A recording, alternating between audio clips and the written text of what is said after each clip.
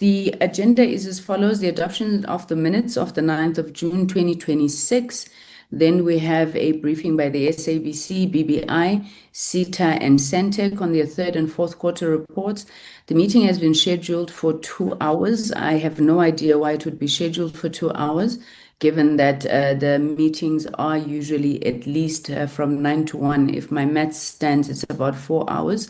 But we will attempt to go through this as quickly as possible. Each of the entities will be given 20 minutes to present, which takes us to 2020. That's about 80 minutes in total for the presentations, and then engagement thereafter. And then the final item on the agenda is then the adoption of the visit to the Cape Town studios with Netflix. May I have a mover for the adoption of the agenda, colleagues? I do move, Honorable Chair. Thank you. Thank you very much, Honorable Ngobese. Honorable Bodlani. Second. Thank you, Honorable Honorable Bodlani. Thank you so much, Chair, for your indulgence. I did raise the issue about the 2 hours allocated to this agenda. Are we going to make the decision now in terms of what we're going to cover, or are we going to leave it as is, Chair? Thank you. Thank you, Honorable Bodlani. I suppose as part of the adoption of the agenda, there are two issues to consider here. Either the extension of time, because even allocating 20 minutes, you can tell that at the end of that 20 minutes, we will have only 20 minutes left for discussions, which is highly improbable. And then we would still have another item afterwards. My suggestion is that we at least extend the time allocated if members are available to 1700 hours, which is adding another hour, in which case then I think we should be able to get through the business of the day. Would that be acceptable, Honorable Bodlani, honorable members?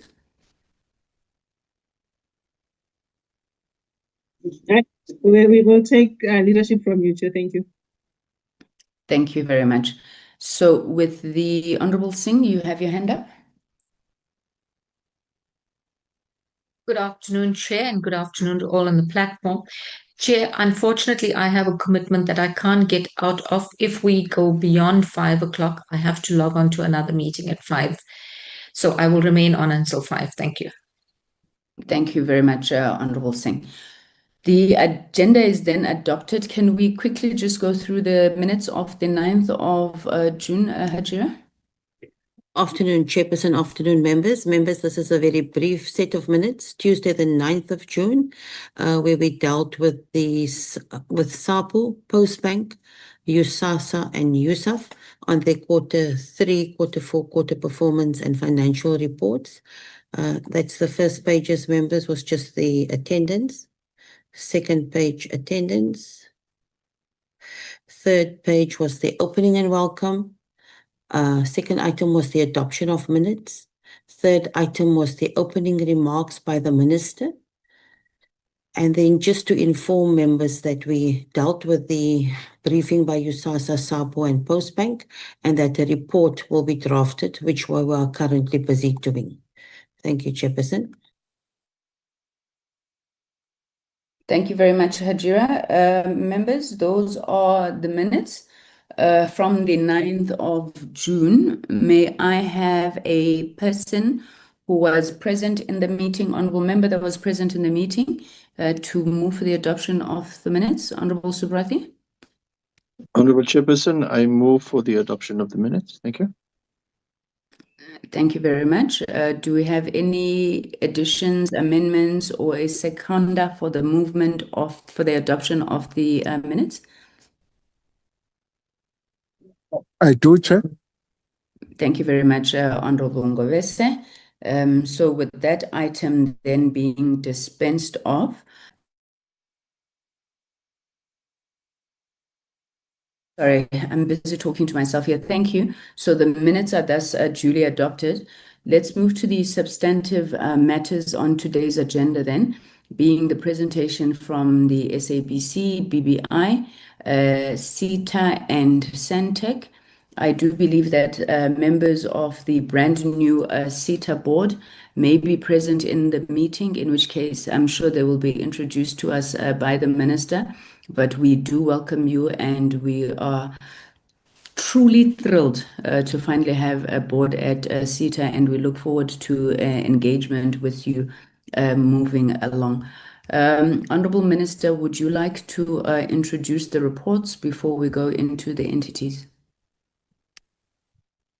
Thanks very much, Chair, and good afternoon to you and the honourable members on the platform. Chair, I think the substantive matters will emerge through the board. I'll just speak generally about the trends that we are seeing in terms of the performance from both Q3 and Q4. It's a mixed bag of performance across the entities with, entities such as Centec and the SABC and BBI showing improvement in terms of achievement of performance targets. But there is a common thread around the area of concern, which is the financial sustainability of many of our entities. And this will emerge clearly when we start going through the presentations. And just to indicate, the entities that are joining us today have representation from their boards.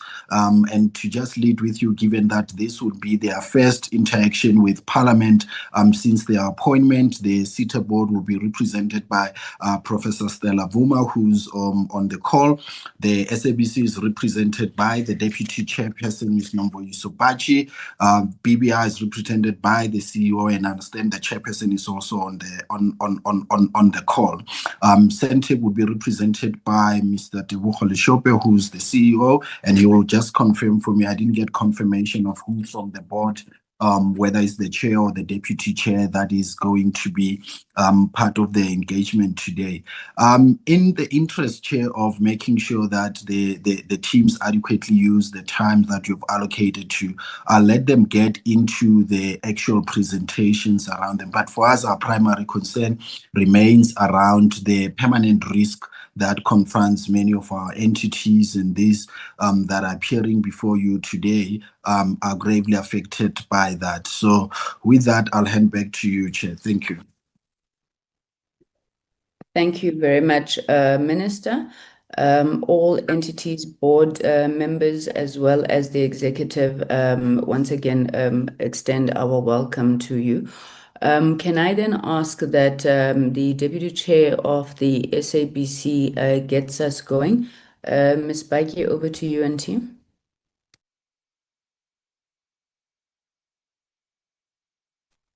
Can you hear me? Yes, ma'am, we can hear you. Thank you, Chair. Apologies, Chair. I'm in rural Mpumalanga attending a funeral. Chair, I will not waste anyone's time. I'm joined on the call by the CEO, Ms. Nomsa Chabedi, and the acting CFO, Mr. Tandari Mutare. So I'll hand over to them due to the issues of time that you have mentioned. And good afternoon to Minister and all the honorable members that are on the call. Thank you, ma'am. Thank you very much, CEO. We cannot hear you, CEO.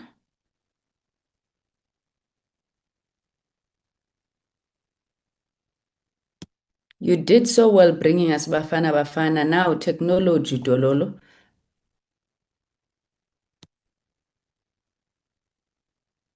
Can you hear me?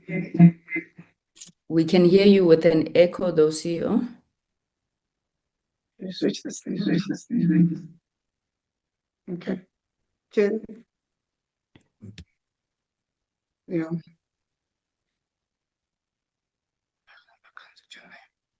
Can you hear me now, and can you see me?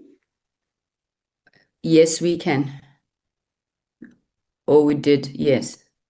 Thank you. Person, can you hear me and can you see me? Yes, ma'am. We can hear you and we can see you. It's me. I think they can hear. Can you hear me? Can you see me, Chair? We can hear you. We can see you. Can everybody else I can hear you now. Thank you very much. Thank you. Thanks for your indulgence, Chair. Good afternoon to you, Chairperson, and the honourable members, to the Honourable Minister, Chair, Deputy Chair of the SABC, and all the other CEOs and chairpersons of entities. Thank you very much for this opportunity to present the SABC's Q3 and Q4 performance for FY26. I am going to share on my side.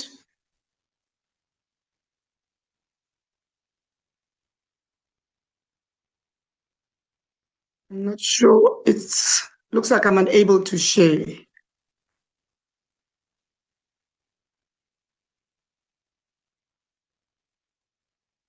I'll try to share for you. Yeah. It says host disabled participants screen sharing. So I don't have sharing rights. You can proceed, ma'am. Thank you. Let me try again. There we go.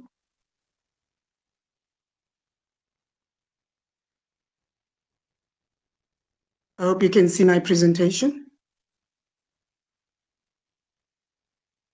We can see it. Thank you. Thank you very much. What you're going to see, honorable members, is that our presentation here today reflects both our progress and challenges as we continue on our journey to restore SABC sustainability and strengthen our ability to meet the public mandate. The year under review, as the minister introduced, has been characterized by some challenges, but at the same time, we are seeing improvements in operational performance. And you will see later on when I talk through our digital audiences and our improved governance outcomes. Between myself and the acting CFO, we'll provide an overview of our strategic journey, our performance against the corporate plan, our financial performance, our audience and content achievements, our digital transformation, people and governance matters, and our priorities going into the current financial year that we find ourselves in. Honorable Chair, the SABC remains South Africa's universal broadcaster. And if you look at our strategy on a page, which has been unchanged since I started presenting the FY26 performance, is that our mandate goes beyond our commercial objectives. It's still to educate, to inform, to entertain, and I think also importantly, to preserve and promote South Africa's identity and democracy. During the period under review, we are still operating within our 3 horizon strategy. The first one being the stabilization and financial sustainability. And we find ourselves now in Horizon 2, where we're building new digital and commercial capabilities. And obviously, we'll be going into Horizon 3, where we talk about a future-fit public media organization. From a strategic journey perspective, I'll only highlight, in terms of the financial year that we are discussing. For the quarter, in terms of Q3, we did host a very successful G20 summit, where SABC was the gateway broadcaster. SABC relaunched S2 with fresh content. You will see that it's not the ideal because in terms of the inventory that we've got, we needed to launch far more compelling content, but we did manage to strengthen our schedule. And one of our, the quivers in our bow is that SABC Plus grew, and we basically surpassed our target. We grew to 2.1 million registered users.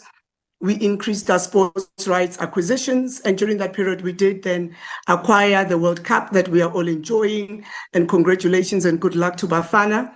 And we reduced our losses substantially, and the CFO will talk through it.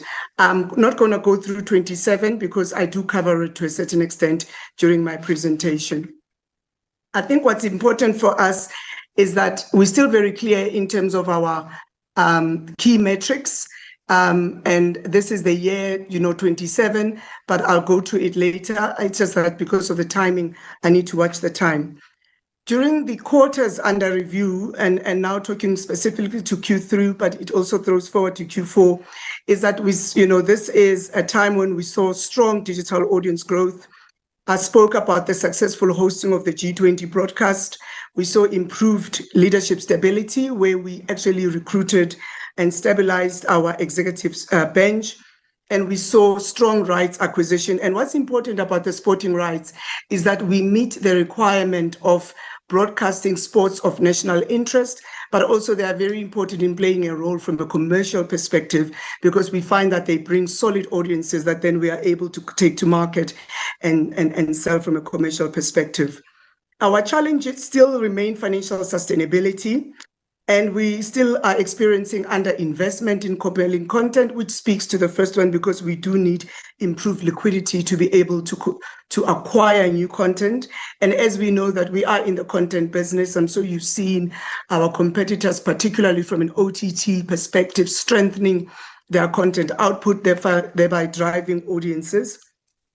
We are still, behind when it comes to infrastructure funding, and this is really our greatest weakness, because in order for us to make SABC future fit, we need to fund, digital transformation, which is very critical, and that digital monetization is still behind, but we continue to strengthen that to ensure that we are able to realize a return on the investment.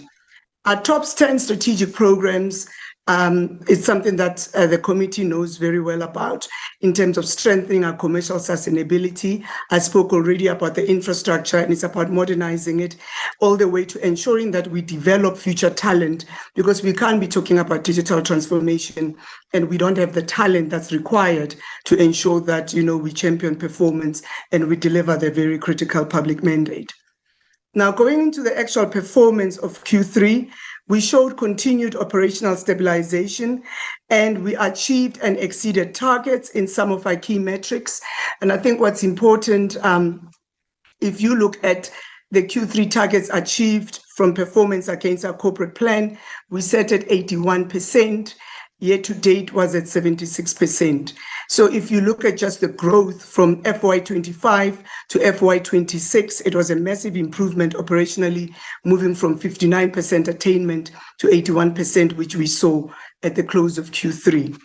And looking at it in terms of our EBITDA and our financial sustainability performance, Q3 was very strong for us, and it was also driven by advertising and just the financial and austerity management that we managed to execute. And the ACFO will talk through it. I just don't want to be repetitive from this part. And he will talk through it, where we saw a very strong Q3, despite the weakness and the softening of the market. And going into, in terms of our content and audiences, SABC One Chair remains one of the country's most watched channels, with Uzalo, Generations, and Skim Sam being the top 3 most watched nationally. So that's a very important one for us, because it assists in retaining audiences and ensuring that we are able then to go to market and monetize the audiences. What makes us also proud is the performance of SABC2, SABC News, which remains the leading source of news and current affairs in the country, and very much so that during the quarter under review, 15 of our top 20 current affairs shows were from SABC News. So it's something that's very important, just to show just the strength and the competitiveness and the fact that SABC News still remains the most trusted news output in the country. I already spoke about the G20, but I think what's important, looking at also the challenges at this point in time, is that you'll see that our lack of investment in fresh content is still a challenge. I think somebody needs to mute. Thank you. Okay. I'll continue. From a challenges perspective, SABC2 Primetime still presents us with a challenge, because it still has no real flagship programs that drive viewership. So we attained 2.8% against a target of 4.5% audience share. But so therefore it was below target. From a radio perspective, what we are experiencing in radio is that for the last couple of years, the REMS audience measurement data has been unavailable. Therefore, it really limits our scheduling and commission decisions. Chair, that is not unique to the SABC. It's an industry-wide issue, because REMS is really our currency as an industry. But the good news is that as we sit a new provider has been appointed, and then in the next couple of months, we should then get the new data to be able to really give us real-time performance from a radio perspective. So it becomes very difficult to actually, analyze our audience performance because of the fact that we don't have the data that's available. The exciting part as well during this period is that SABC Plus exceeded 1.8 million registered users. We continue to see the growth and the strengthening of SABC Plus, and I'll talk to it later. And radio really made us proud and showed exceptional performance, even in the Telkom Radio Awards, where we picked up 27 awards.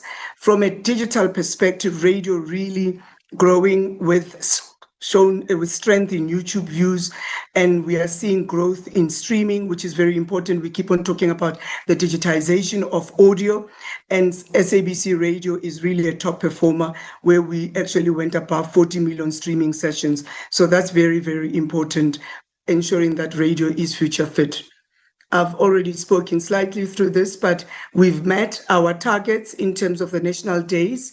We do have the very important output of social cohesion and ensuring that we do cover the celebration of national days in South Africa's calendar. We've met that target. We've met the national sports target. And moving on in terms of our platforms and digital performance, our digital performance continues to show strength. For the quarter under review, from a content digitization perspective, we actually reached above 45,000 hours of legacy content that we digitized. And we've spoken about this, Chair, to say this is very important from a content perspective, ensuring that South Africa's memory is actually archived. But most importantly, this content that we're digitizing, we are able to monetize, but we are also able to actually put it on our digital platforms. We've launched new websites and mobile applications, so we've met that target. We've had zero cybersecurity downtime, which is very critical in a world where more and more cybersecurity becomes a strategic risk that organizations continue to experience. We did have a delay when it comes to SAMS. SAMS is basically our scheduling and advertising system. We soft launched radio in the previous quarter, but we struggled to actually launch TV, but we strategically decided not to because it would have affected our prime time, which is, your festive trading season. And we know that we still haven't progressed much in terms of our analog switch off solution, which is our, DTH solution, but it's something that we keep on working on. And our sales operating model is progressing substantially. And then moving on in terms of our people, that remains at the center of our strategy. We did appoint 149 new employees, and we are proud to say 34% of that was internal promotions. We actually we awarded 86 bursaries during this period and implemented a new employment equity plan. We continue to have a strong female representation of around 52%. And also improving employing, South Africans and people with disabilities at the moment sitting just below the 3%. So this is very important for us. From a challenge perspective, executive vacancy rate is still something that is we're watching. But, when we ended Q4, we managed to appoint the GE News, which was a very important appointment, but I'll talk through it very quickly under Q4. But this is where we sat. From a governance perspective, Chair, sound governance is very important and remains a major strength for SABC. We managed during this quarter to achieve 61% resolution of audit findings with zero BCCSA complaints, in terms of the complaints that were issued against us. We managed to ensure that 0% of them were upheld, meaning that we're doing very, very well from an SABC perspective. We also signed 13 strategic partnerships during the quarter under review. And then what I'm going to do is just hand over to the acting CFO to just at a high level take us through Q3. We'll spend more time in Q4 because, that would be the focus because we've already closed Q4. Tendai.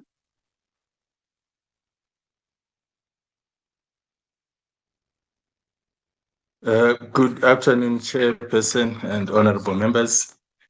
I present the Q3 results, and I'll try to be brief and succinct.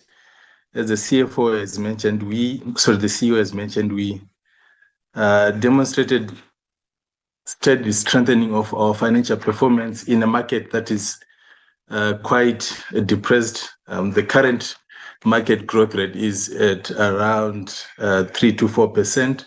If you look at our total revenues, we grew that by 10%. If you then look at the overall performance for the quarter, the SABC managed to record a profit before interest and tax of around 68 million, which is the first in a considerable period. It does show the extent of the turnaround that we are on. However, the key long-term financial sustainability concerns and risks still arise. Our going concern is primarily impacted by two key areas, Chair and honorable members. The funding bill and the funding model for the SABC remains unresolved, and as such, the ability to attend to our long-term infrastructure and strengthen our balance sheet remains a weakness, and subsequently, our efforts in the market to gain funding for our short-term and liquidity support remains constrained. If you then look at the balance sheet, we still carry an overhang on the creditors, primarily the amount that we owe to Centec. I must acknowledge the efforts that the Honorable Minister Malatsi and his department are putting in place to try and mediate and assist in settling that historical debt. I will pause there for Q3, Chair. And Chair, then we're going to move to Q4 because we're doing both Q3 and Q4. Q4, from an SABC perspective, we saw continued digital growth acceleration. Our governance targets were exceeded. Our audience performance remains strong despite the competitive environment in which we exist, with competitors introducing strong new content. And our financial losses continue to reduce, and I'm certain the CFO will speak to that. However, Q4 was not as strong from an EBITDA ratio perspective as Q3 was, and we will talk through that at a later when we talk through the slides for our financial performance. The good news is that though our content and audience pillars continue to perform for us, however, our primetime audience, if we look at S1, the target was 18%. We came in at 17%, which is just a percentage below target. Our primetime audience for S3 was, very encouraging. S3 continues to be, from an albeit smaller base, but we managed to reach our primetime audience target. SABC Plus continuing to grow strength by strength, with a target of 1.4 million registered users. SABC Plus managed to close out the quarter at 2.15 million users, which means that it exceeded its target by 54%. Sport delivered quite a strong performance, with SABC Sport showing in the national top 30 programs, which is very important. And SABC 2 still really not coming in strongly, with recovery still underway. And I think for content and audiences, that's what we saw. SABC News really doing very, very well, really having the 13 out of top 20 news broadcasts, and also still really holding its strength when it comes to overall news output. So that's where we sat when it comes to content and audiences. And then coming back, Chair, going into platforms and digital transformation, and I'm skipping some of the slides, but at a summary, I am talking to them because I've summarized the performance in these slides, is that if you look at our digital journey, it is still one of our most important growth stories. If you look at the achievement We've managed to get more than 68,000 hours of legacy content digitized, which is very, very critical for us, exceeding our annual target by more than 8,000 hours. Mobile applications, all of them were delivered. We launched a gamification pilot project. This is very important for us. It's on SABC Plus, and it's also to help us get new users, but also retain users. And importantly, we're using gamification to assist in the payment of TV licensing. So that's part of what the gamification pilot is. During the period under review, we also had a very brilliant partnership with one of our telco partners, Vodacom, where we zero-rated some content and the output thereof actually exceeded expectations. So we introduced these partnerships for the AFCON finals in January this year, and it drove new SABC Plus registrations and really drove that data usage. So these strategic partnerships that we keep on referencing are coming to be realized. During this period, SAMS is still delayed. And I think the most important part is that our infrastructure investment still remains a challenge for us. And there's really an urgency in us investing in infrastructure, And what we've done is that our server replacement projects was prioritized, and it's something that we're going to be working on going into FY27. And this chart just shows you the actual annual targets versus the quarterly attainment, but I've already spoken to it in terms of the introduction. And then going into the people side of things, as we ended Q4, 11 out of the 13 ExCo positions were filled. We did announce the appointment of the GE News and Current Affairs, and that was a very critical appointment, particularly in a year where we are going into the local government elections. Therefore, the news output is going to increase substantially. We actually increased our executive team effectiveness, so that's very important for us. We increase our internal promotions. We continue to invest in our people and to ensure that we are skilling them for a world of work which requires digital skills. Our challenges do remain in a sense that our employee engagement score is very, very low, but this is a new measure that we've just introduced, and we're trying to get more employees to participate in actually in giving the feedback.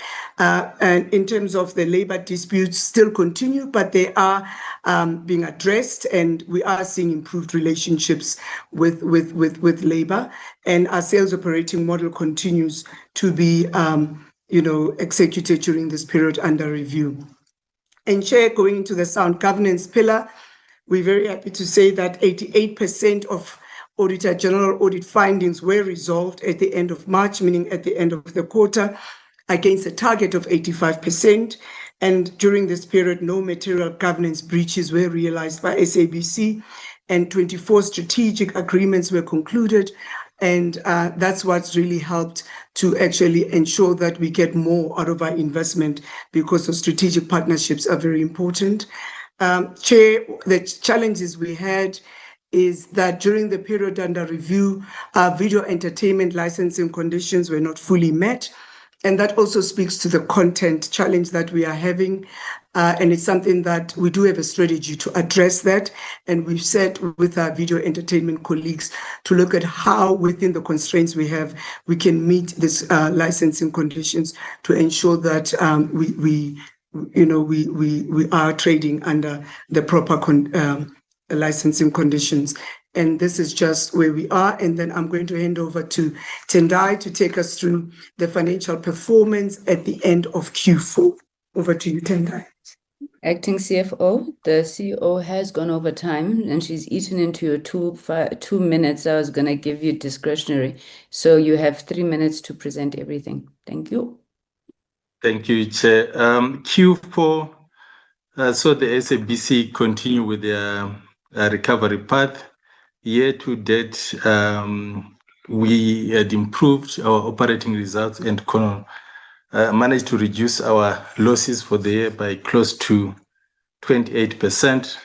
Our Q4 revenue growth from traditional advertising share grew by 11% year on year, driven by growth in the volume or advertising spots, and also supported by price efficiencies. We still carry the issues around liquidity and going concern as previously stated. However, we remain technically solvent, Chair, and we, as we are going through the audit process, we foresee that the going concern risk remains, but we will still be in a position to maintain our improved and unqualified audit outcome. I will hand back to you, the CEO, Chair. Thank you. Thanks, Chair. I think we've come to the end of our presentation for the time that we've been given. Thank you. Back to you. Thank you. Thank you very much, CEO, acting CFO. I take it, members, that we did get these reports, these documents on time. Hence, we're trying to be very strict with time management. Let me congratulate the SABC. We know how far the CEO has come from in terms of time management, and we are definitely seeing improvement in that regard. Let us take the BBI presentation. We will then pause for discussions on SABC and BBI, and thereafter return for Centec and SETA. The BBI delegation, I am led to believe it's led by the chair, Ms. Kabini. Is she on the platform? I see you, CEO. You may proceed. Good afternoon, and good afternoon to the honorable members, and good afternoon to the minister as well. Our chair has just had to dash for an emergency, so ourselves, the management, and the finance management will be taking you through the presentation. Then let me share.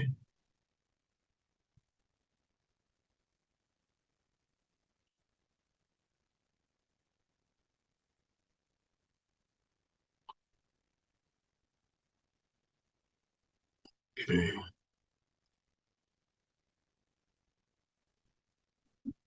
Just hold a second.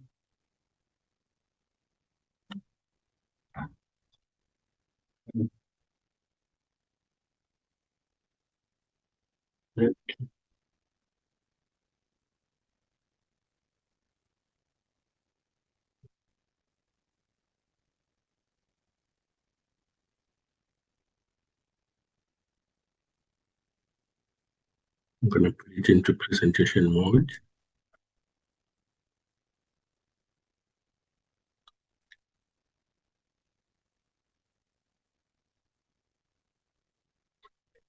All right. Chair, please confirm if you can see my presentation, then I'll proceed. We can see it. You may proceed. All right. Thank you. Our Q3 and Q4 reports will be presented simultaneously, so we'll be posting all the information in parallel with each other. And I will start with the summary performance. Let me just move this to the other side. All right. So for Q3 on the performance result, we managed to achieve 12 out of the 18 targets, which translated to about 67% of the performance. And we had 6 targets not achieved, some mostly related to financial sustainability and also SA Connect due to the pause at that particular time. Chair, I must just add that we have done 1 or 2 minor changes in terms of the presentation. The material information has not changed. This is just to make it smoother in terms of chopping and changing so that we don't have too many people coming in and going in terms of that. So this is the Q3, and what you see in the column there, which is Q3 2025-26, the red are those targets that we did not meet. And then next column, Q4, shows that we actually met 16. There was an improvement. We met 16 out of the 18 targets, which then translated to about 89%. We did not meet the debtors days and the SMME days paid, primarily because of our cash flow problem that we will still talk about later on. So at a glance, this is then the performance of BBI for Q3 and Q4. If I go to the next part, I have spoken a little bit, Chair, about the financial cash flow problem that we have, and we have instituted a turnaround strategy to improve the performance. We've previously presented on this, so I'll just summarize some of the things that we are looking at, of which at a later stage we may be in a position to share the actual performance in terms of each of the pillars that we have recognized or identified for us to be able to improve the cash flow of the organization and the revenue. So our first pillar is on financial stability, where we are looking at stabilizing the cash flow, renegotiating contracts, and looking at our entire network and looking at what we have that needs to be terminated, that is inactive, that we are not using, as well as assistance with recapitalization, which we have submitted to our shareholders, and hopefully it will be working through the system. And then we're looking at revenue generation, where we want to commercialize our network and introduce new products and services, including looking at restoring old sites for the projects that we have executed for SA Connect Phase 1, 2, and for USASA. And then we are hell-bent on cost savings across the board, whether from a network perspective, human resources perspective, and everything else related to running the organization. And we're going to be doing that in a very responsible manner, but in a very focused way. And then we're looking at the debt that we are owed and pursuing that and following through in some cases, if necessary, issuing summons and following through. That's one of the things we are focusing quite a lot on, as well as from a human resources productivity perspective, to match our skills to existing and essential competencies, and also to make sure that we don't hire on a long-term basis at a time that we are critically short of cash flow. So those are the pillars that we are looking at in order to try and turn around the organization, Chair.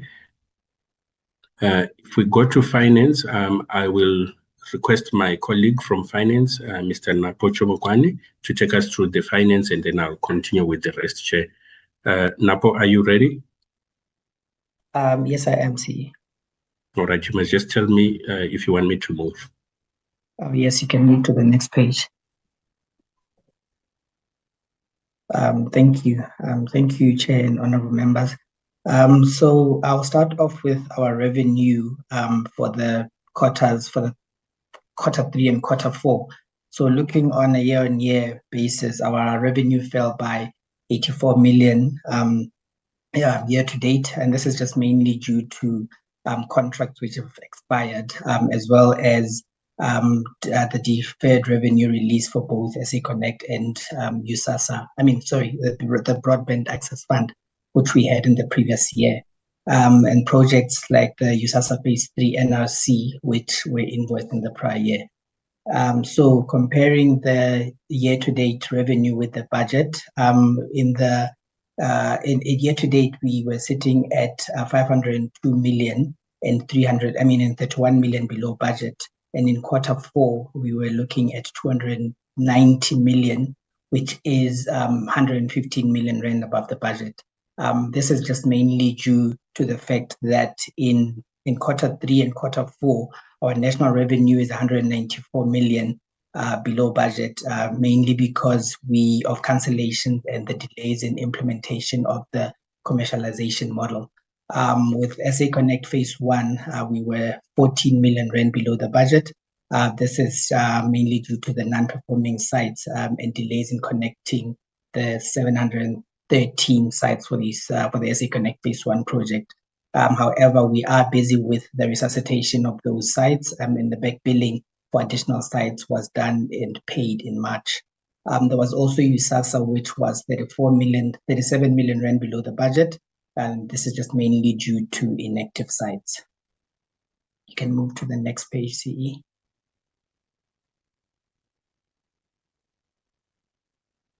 So looking at our cost of sales, the total cost of sales year to date was 68 million rand above the budget. This is just mainly due to the project-related costs. This is the USASA ANPs, as well as the SA Connect Phase 2 ANPs. This above budget was negated by below budget spending on fiber maintenance as well as fiber lease costs and co-location. The reasons for that are, in most cases, just when we're looking at the fiber lease and co-location, it's just delays in proposed OPGW for Eskom, as well as delays in leases for new sites. On the fiber maintenance, it was just mainly due to the credits that we got from the works on the Q1 invoice. On our operating expenses, we were 35 million rand below the budget. This is made up of employee expenses, which was 21 million rand below budget due to the budget had taken into consideration a provision for the bonus, which was in Feb. There was also legal costs which were below budget, and this is just mainly due to the ad hoc nature of these costs. This also applies to repairs and maintenance, marketing. This together with the cost containment measures that the company is undertaking then resulted in us falling below budgeted expenditure for Q3 and Q4. Can move to the next page, CE.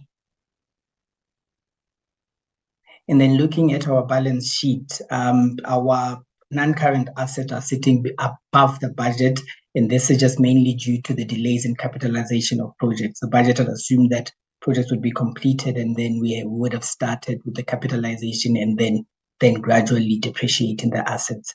On the total liabilities, majority is sitting with the trade and other payables as well as deferred revenue, which is over budget because of the current cash flow constraints that we are experiencing, which then result in delays in payment of service providers.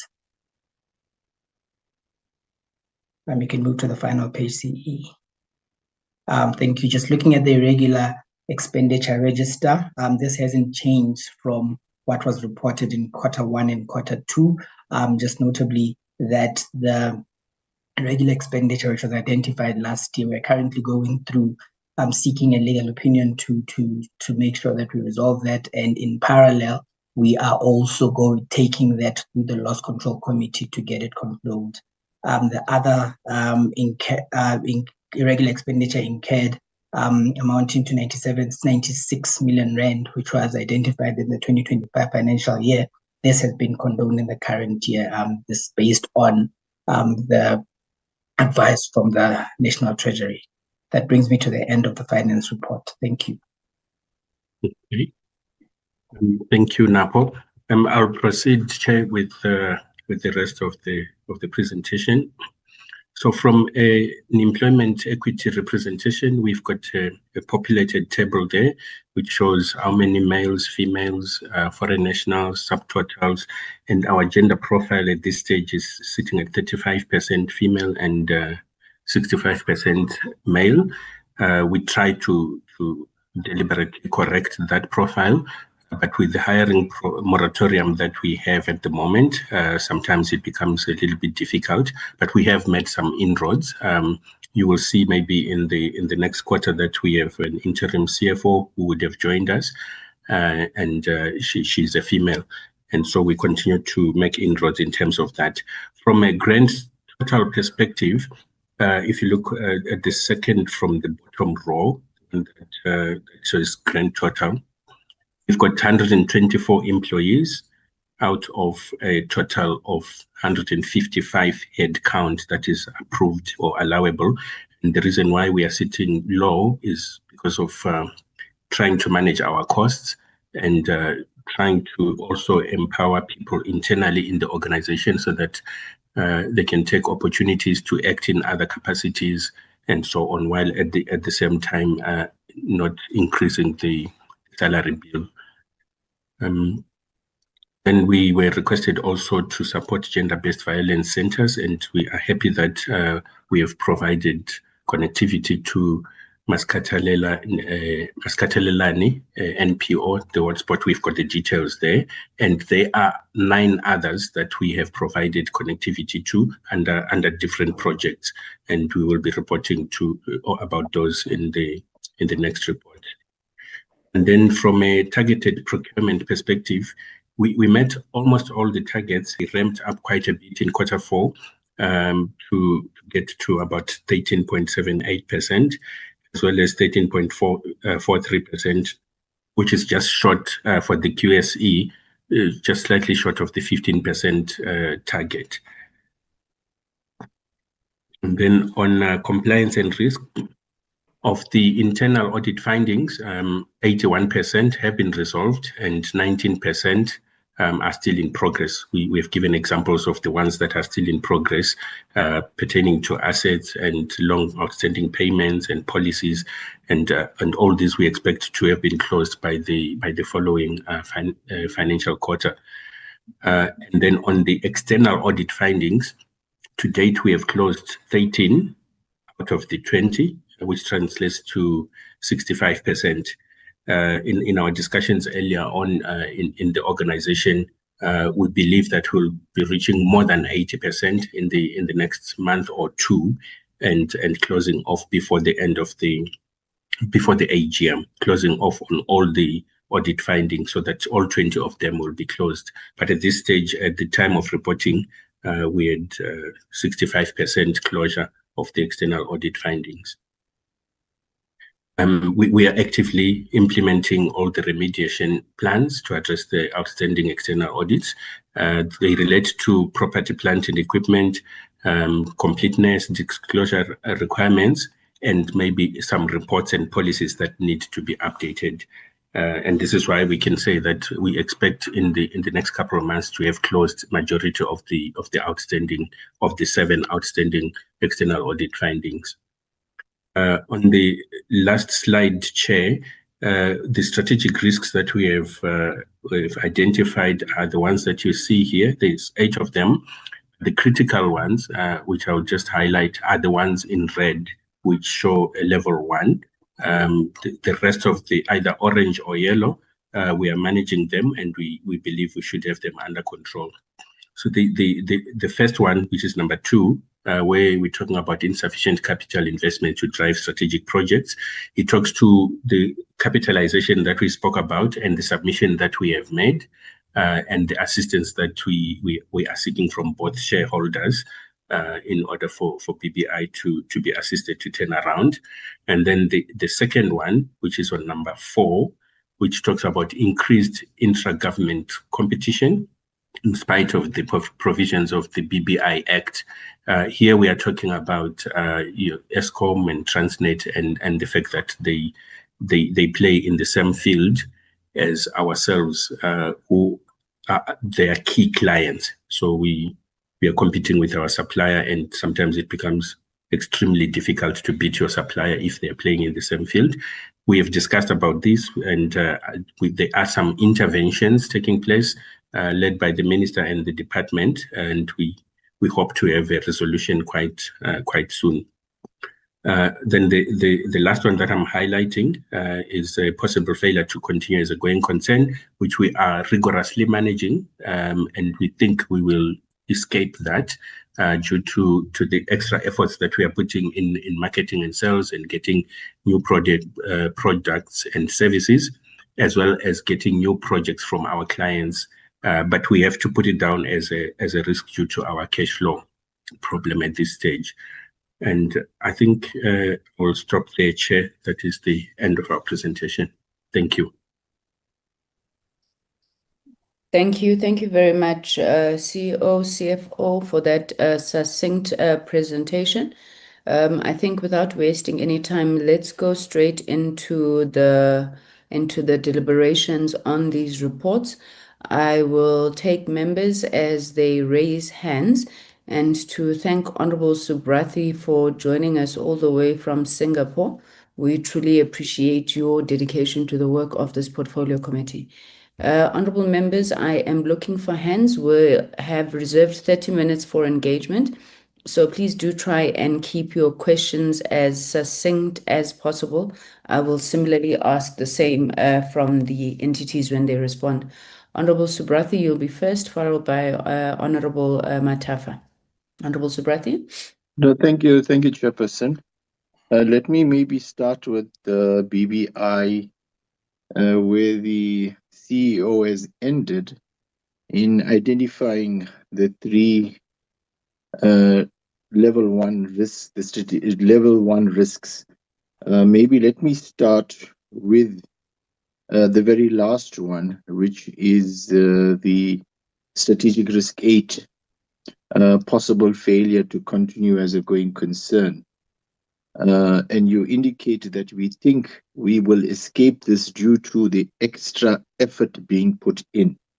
Maybe can you take us into confidence as to what that extra effort is to escape the possible going concern? And the reason why I'm lifting that against the backdrop of the fact that we have a negative equity standing at 690 million and the accumulated losses are 2.52 billion. Then that also talks, whether we need a recapitalization plan, and if so, who is going to be funding it. But if CEO makes the statement that, he's confident that we can escape this, we'd like to be taken into confidence around that. CEO, you also mentioned that you're optimistic on the intergovernmental, was that the interventions, the minister is working on it. Can this committee be taken into confidence in terms of what are the prospects of that? Or is it something that is you would prefer not to discuss on this platform? But that is progressive, and I'm glad to hear that the minister is intervening, and we welcome the good news on that. Maybe the procurement spend on persons with disability is still at 0% against your target of 1%. Maybe what is your supplier development plan with regards to meeting that target, and by when would you anticipate to reach that target? I am concerned with your irregular expenditure spend, which stands at 422 million, of which 372 million relates to no competitive bidding process followed. Maybe around that, how many officials are involved in this? Are they facing disciplinary actions for these transgressions? So, Chair, those will be my questions around the BBI. If I move to SABC, I think I'm keen to know what is the status of the debt of SABC. With Centec debt, which is standing at 1.5 billion. And the payments in December to Centec were 30 million rands, and at that rate, it's going to take 4 years to clear.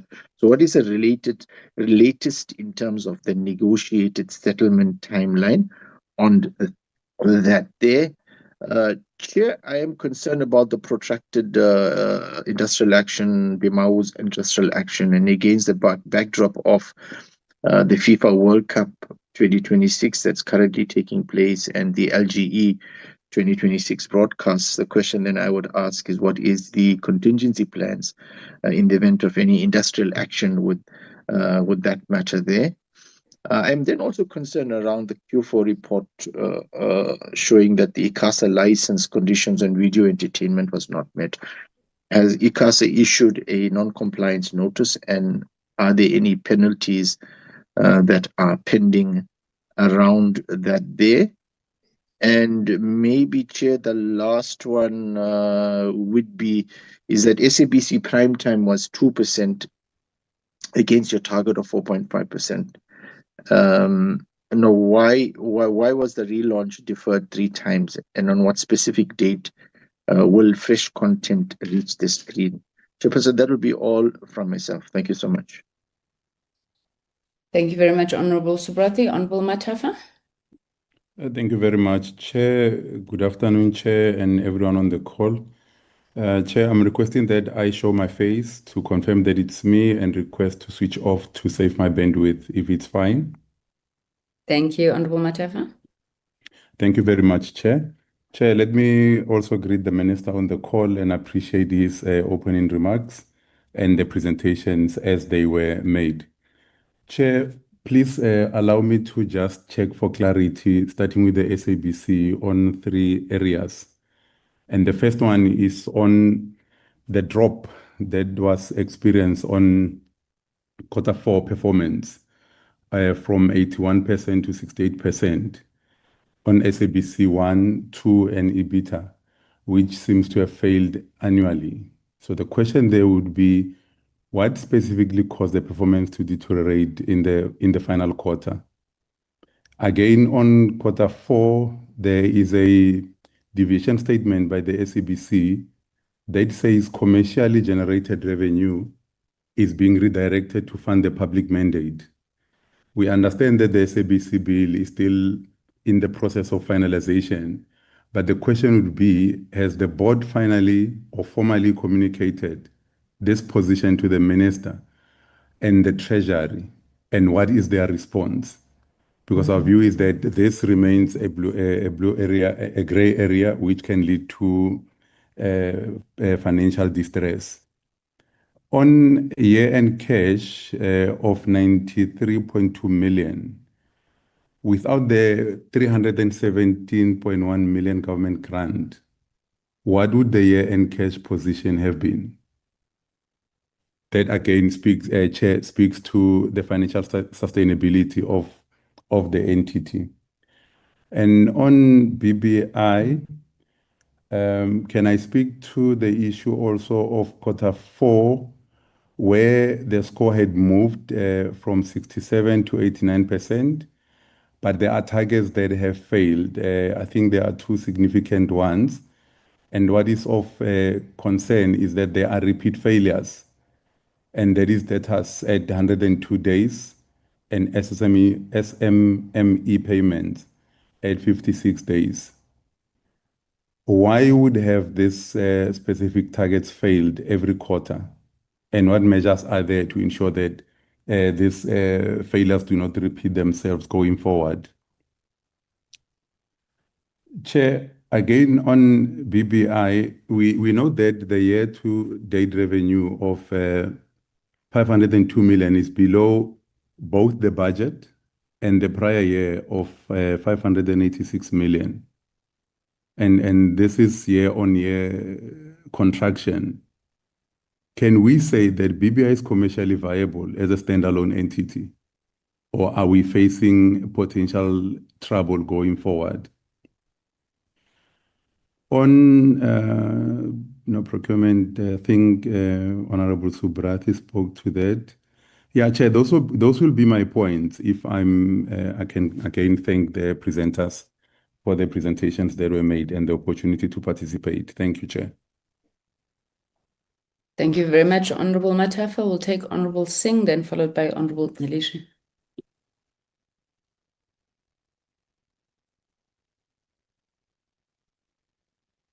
Thank you, Chairperson, and greetings to the Minister and all colleagues and officials on the platform. Chair, I'm going to start with the SABC quickly. And Chair, we all look at the challenges, and there are definitely serious challenges that need to be addressed. However, personally, I think we have to take into account where this organization is compared to where it was at the start of our term. And when I look through all the reports, including the current presentations, we have got improved governance, we've got more stable executive leadership, we've got 2 consecutive unqualified audits. They're still making losses, but there's a significant reduction in the financial losses. There's the strong digital audience growth. There's the expansion of SABC Plus. And there seems definitely to be more coherent strategic planning. But Chair, like the Minister alluded, a lot of the challenges are arising from financial constraints. So some of the major questions that I have is firstly about the public broadcasting, the funding model. Chair, the SABC has a mandate that is statutory, and they have to have this, and they have this public mandate. And I think something has to give in terms of the funding model, because I'm not so sure that any organization that's in the shoes of the SABC can actually provide this public mandate at the level that it should be provided at just by commercial revenue. So I think that seriously needs to look at, because I don't think it's actually realistic. No, we never meet here people with disabilities. Sorry, Chair, is that? Yeah, I think they've muted. You may proceed, Honorable Singh. Sorry about that. Okay, thank you. So that is one major concern.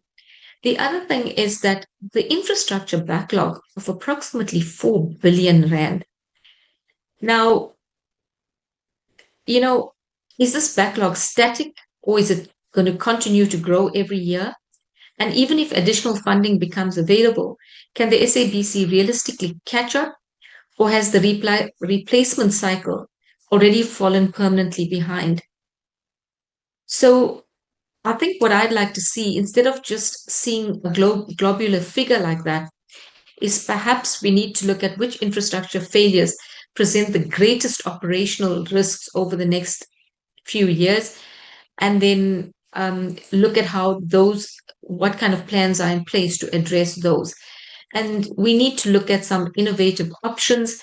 Can we expand commercial use of studios and production facilities that we have?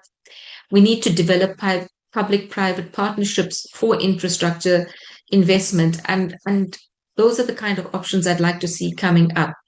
I think the Centec debt has been raised. The other thing of the prime time audience share, I think SABC 2 should have been looked at sooner in terms of the turnaround plan and its underperformance. The SABC Plus, Chair, I would really like to see some more information. Like, for example, we see that it has so many subscribers, but how many of them still actually view the channel? So how many of them are active? How many of them are daily? And how much revenue does the SABC generate from this digital platform? I think, and the last thing I would just say would be the sports rights, because sport remains one of the SABC's biggest audience drivers. So how does the management determine which sports rights deliver both commercial value and public broadcasting value? And has a formal cost-benefit analysis been undertaken for major sports acquisitions? Chair, and then on the BBI issue, I think it's pretty much the same thing. I think everyone's raised the concerns that it is not a going concern. And until such time that happens, then we're not going to see the rationalization between BBI and Centec. So there's obviously been areas of progress as well in BBI, and a lot of it has been the stability at the leadership, improved governance, improved efficiencies. But we still end up with a situation where the financial sustainability is very weak. The revenue remains below budget. The customer debt collection remains exceptionally poor. We're not paying SMMEs on time. So it's coming back to the thing that the minister raised as well, which is the challenges are predominantly financial. And I think I would like to get more information on now exactly how this financial pressures are going to be overcome so that we can get on with the rationalization, and what can the committee do to help? Thank you, Chair. Thank you very much. Honorable Alicia, you'll be the last. Thank you very much, Chairperson. I just wanted to show my face, Chair, and ask, I'm using a handheld device and ask if you allow me to just switch my video off. Thank you, Honorable Alicia. You may proceed. Thank you very much, Chairperson. I want to start with the SABC. I think perhaps let me first congratulate them on the streaming service. It's one of the things I've been paying attention on. We can see that it's really quickly growing, and it continues to beat its target for registered users. And we can see that, Chair, they are making a great progress in converting old TV shows to new footage, from tapes to digital files. but maybe they can clarify that what are they going to do with these shows? Are they simply gonna sell them to private companies? What is the plan that they do with the shows that they are digitalizing? And also, Chair, the progress, you know, on SABC3 exceeding its target for prime viewers, I think that is a great job. But Chair, SABC, we know this. We know that the SABC is in a terrible financial position. We know that. We know that it owes like Centec. It's something that we've been, you know, told in this company, and that it is struggling to pay. We know that it, you know, it can't pay its bills on time. We know that, you know, their cash reserves are critically low. We know, you know, that they continue, even their main channels, which is SABC1 and SABC2, they continue to lose viewers, and they are not meeting their viewing target. We know, you know, we've spoken about the state of the studios, the cameras, and the tech system. We know that they are breaking down, and you know, they're causing delays, you know, and needing, you know, we've spoken about the need for urgent replacement. And we know that this is affecting the staff of the SABC because the staff morale is very low, you know, and these are the things that are contributing, you know. These are the things we know. And unfortunately, even the plan for the future is vague. You know, it doesn't address these issues. Their plan is focusing on advocating for a better funding model, but it doesn't have, in my view, a concrete, realistic plan to get there.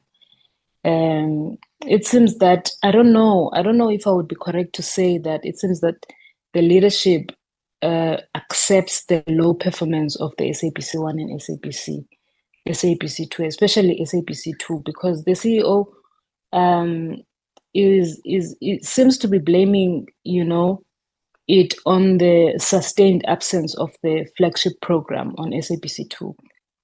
I think it must be clarified, Chair, that in a competitive market, this is a critical failure because people clearly are choosing to watch other things. So I wish we could get to a point where we are told by the SABC, and particularly the minister, the plan that they have to improve the SABC, because I don't think we can put entirely the blame on them, because we know that the SABC doesn't have funds. And we see that every time they come in front of this committee to make presentations.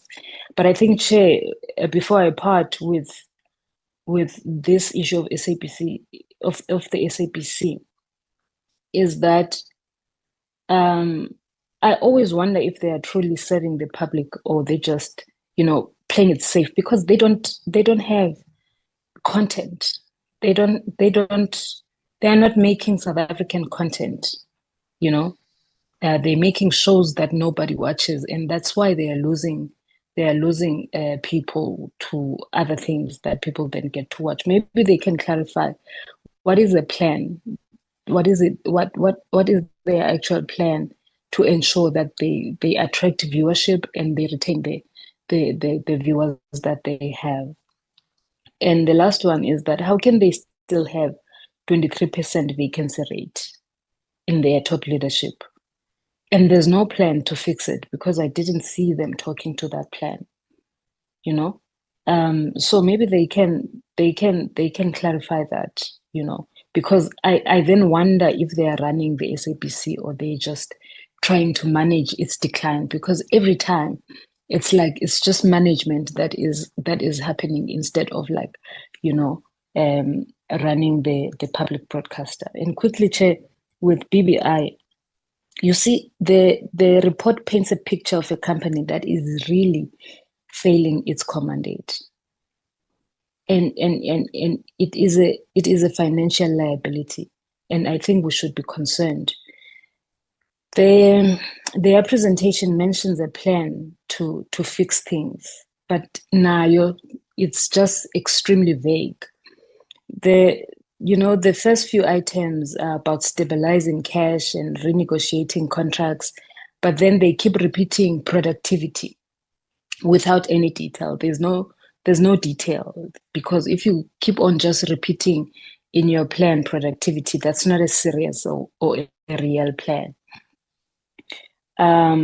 So you see, Chair, in my view, is that a state company or a state entity that is owing more than it owns and losing, money, and not just like little money, hundreds of millions of rands, is a direct threat to public funds. Because I ask myself, how much more money will the government need to pour into BBI to keep it afloat? And most importantly, where is this money going? I'm concerned. I'm also concerned because the jump in their irregular expenditure to almost 500 million is a massive red flag, and I think that's how we should see it. Because that contract that was awarded without a tender process should be a classic case of, potential corruption. And I think we must demand, Chair, a full transparency on that contract awarded without a tender process. Chair, BBI's job is to connect South Africa, especially in rural areas. However, they are failing that, and as a result, they are losing customers. And they are behind on the SA Connect project. So I wonder then, how can a company or a state entity that is losing money and is failing to pay its suppliers and it's not meeting its targets? They're saying that they met 3 of their targets and didn't meet 1. But as a state entity that is failing to pay its suppliers, how can it be trusted to connect the nation? Because they always come here and then, and what we can pick up is that they cannot manage their own finances. So how can they manage, the country's digital infrastructure if they cannot manage their own, finances? I think I'll leave it at that. Thank you very much. Thank you very much, honorable members, for those questions. I just want to maybe just quickly find out, I want to join those colleagues that have congratulated the SABC for a job partly well done. It's unfortunate that government seems to be failing you on the funding model. We have tried numerous times to find out how far this thing is, and the buck keeps being passed from this one to the other one in government. And unfortunately, it's leaving our hands tied, and I think your hands tied. So whomever is representing the department today, I think I was told that the DG was here. I know the minister had to leave at 3. Can we get an update, which is hopefully more concise than that one we got on the last time on the funding model? The second issue, it's been more than a year now since the High Court, I believe it was, would have interdicted government from switching off the analog signal. This matter is raised again in the presentation from the SABC as one of the challenges or constraints that the entity is facing. So again, I would like that we are given an update on the analog switch off, particularly the nature of agreements that have been reached with broadcasters insofar as moving us towards switch off, and particularly given the fact that we were told that there's been engagements, I think now for more than 8 months or so, with the broadcasters in relation to this. Can the SABC just expatiate on this issue of a loan facility for, I think it said studio revamps, who's AB? It says AB loan facility, and how far is the work being done on that revamp, and just the conditions of the loan, please. The additional channels that we were promised with digital migration, I know that on the SABC Plus bouquet, if I'm not mistaken, you've gone up to 8 channels, but none of those seem particularly new. It looks like just a fragmentation and then consolidation of issue-based channels. Are we making any progress? I think the education channel is there. There was talk of a children's channel. I don't know what to call it, but the additional channels. And then finally, I think Honorable Singh had touched on this, but I went onto the platform now during the course of this meeting and I was checking. I'm still not seeing any advertising on there. So what is the monetization strategy at this point as it relates to SABC Plus? Then on BBI, just one or two things. I wanted to be sure that I'm reading your document correctly. On your overall Q3 Q4 performance results, there's something that says the SMEs days paid, 44 days, 56 days. Am I correct that you're saying you're only paying SMMEs after 44 days in Q3 and 56 days in Q4? If so, why is that? Because the issue of prompt payment of SMMEs is something that should not be in dispute. In fact, there was a call to even move from 30 days to 21 days to 7 days, and you seem to be increasing in the opposite direction. So if you could just speak to that. I'm also worried the issue of consequences with regards to irregular expenditure, Honorable Malaysia spoke to, so I won't speak to it. Your gender figures are dismal, and I believe that they are truly, truly a disgrace. Whether it's from employment equity or it is from expenditure and procurement from women-owned enterprises. You can't say that you're making progress because you have an interim CFO who is female, whereas you're sitting with a female component if your graph is being read by me correctly, because those greens are very similar and my age is advanced.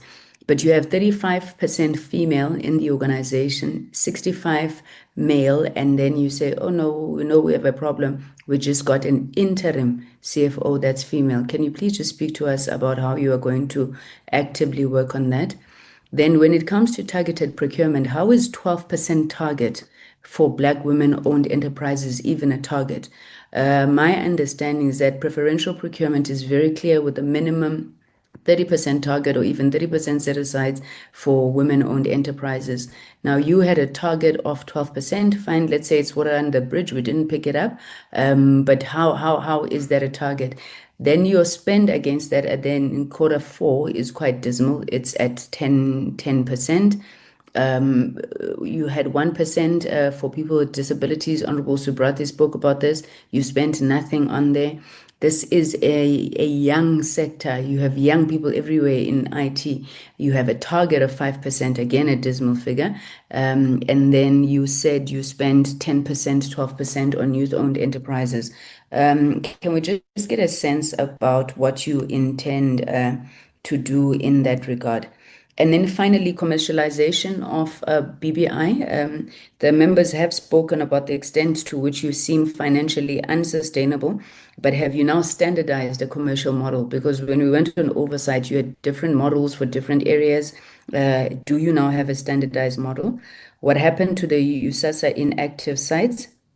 And then the strategic risks that you have identified.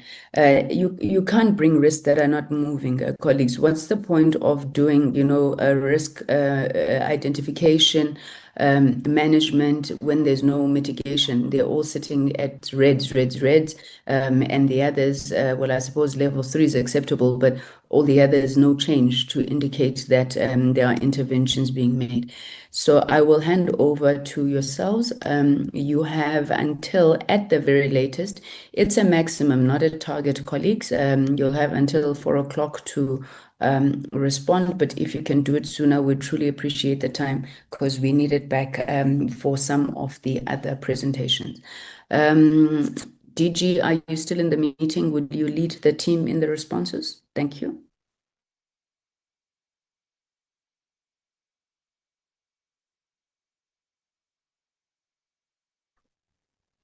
Thank you, Chair, and a very good afternoon. My apologies for the noise. I'm in transit. I'm coming back from Zimbabwe from the SADC next minute. I will then like to invite the SABC to take the responses, and then after which they will be followed by BBI. Thank you.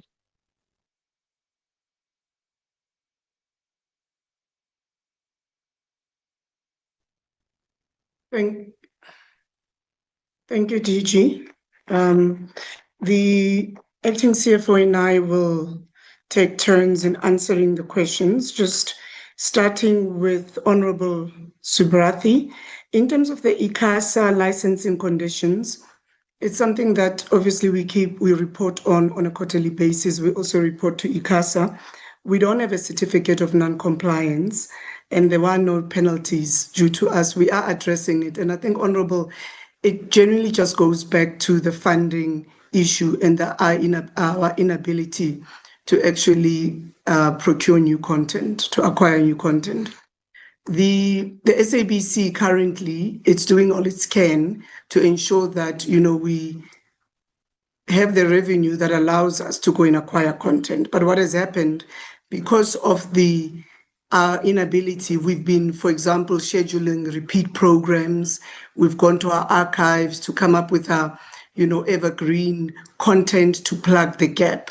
And unfortunately, because of that, there are certain requirements that we are not meeting, which takes us back to the issue why funding is so important from a public broadcaster perspective. Is because more and more we are forced to flight content that is commercially viable. So if you look at the ICASA requirements, there's language requirements, for example, whereby X amount of language needs to be in prime time. But we know that in South Africa, we do have minority languages.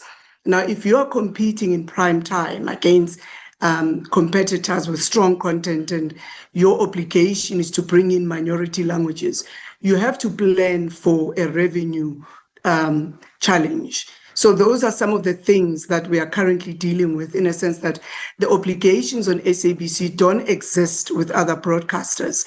They are at liberty to actually schedule what they want to schedule at whatever time, whilst we, on the other hand, have to adhere to those licensing conditions in terms of just the language, for example, which is the one I'm using. And therefore, it does impact us in terms of revenue, but also in terms of audiences, because audiences choose what they want to watch.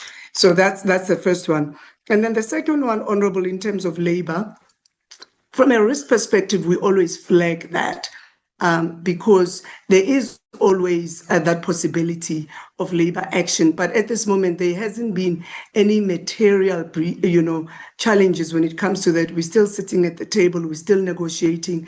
And in fact, we've walked away. If you look at the sales operating model, we've come to the end of it, we've executed, we've come to an alignment with labor. So that industrial action, we've managed to manage the risk. We haven't realized it, and that's where we are sitting. And then coming to the issue of S2. S2, the reason of non-performance is that in terms of our content strategy, because we have a proper content strategy, we realized that we had to strengthen S2. And what we did is that in February of 2026, we launched the new S2 program, the new S2 schedule. And Q4 came to an end in March. Therefore, it was too early to see the impact of the new schedule. So we did bring in new content for S2 in February with the launch of the new schedule, but it was too early for it to start showing us those green shoots at the end of Q4. So those improvements are there. The reality is that the competitor programming is still very strong, and we are competing in that manner. I'm going to ask Tendai just to talk through the EBITDA comments, and then I'll come back to pick up the other questions.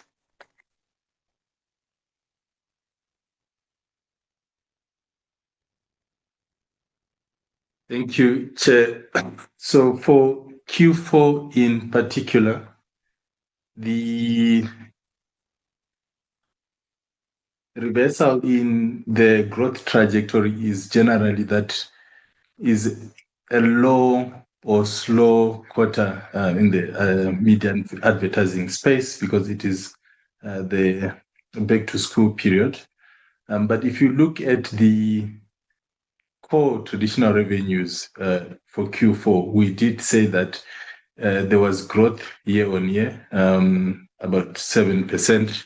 However, overall, there are other streams within our revenue bucket that had not grown, particularly around content exploitation, because we haven't been in a position to invest in a lot of content.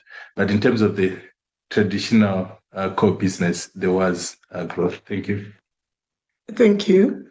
And then coming back to the rest of the questions, the Honorable Matapa, the board, in terms of their communications with the ministers, both Treasury and digital technologies are ongoing. We have been working hand in hand in terms of the development of the innovative funding model for the SABC, and looking at other, immediate steps that could be taken to assist the SABC to give financial relief.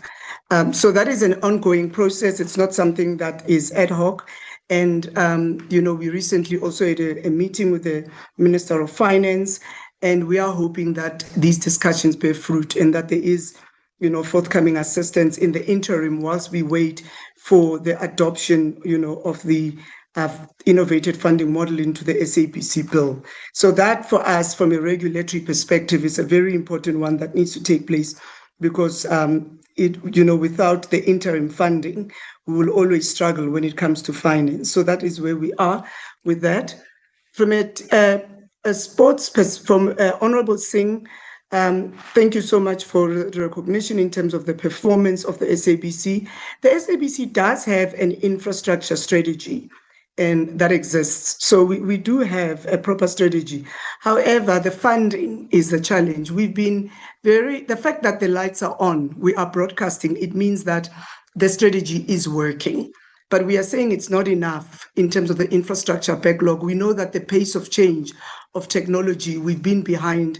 The last time, for example, we took possession of OB vans was in 2008, which was in preparation for the 2010 World Cup. So we have a lot of legacy infrastructure.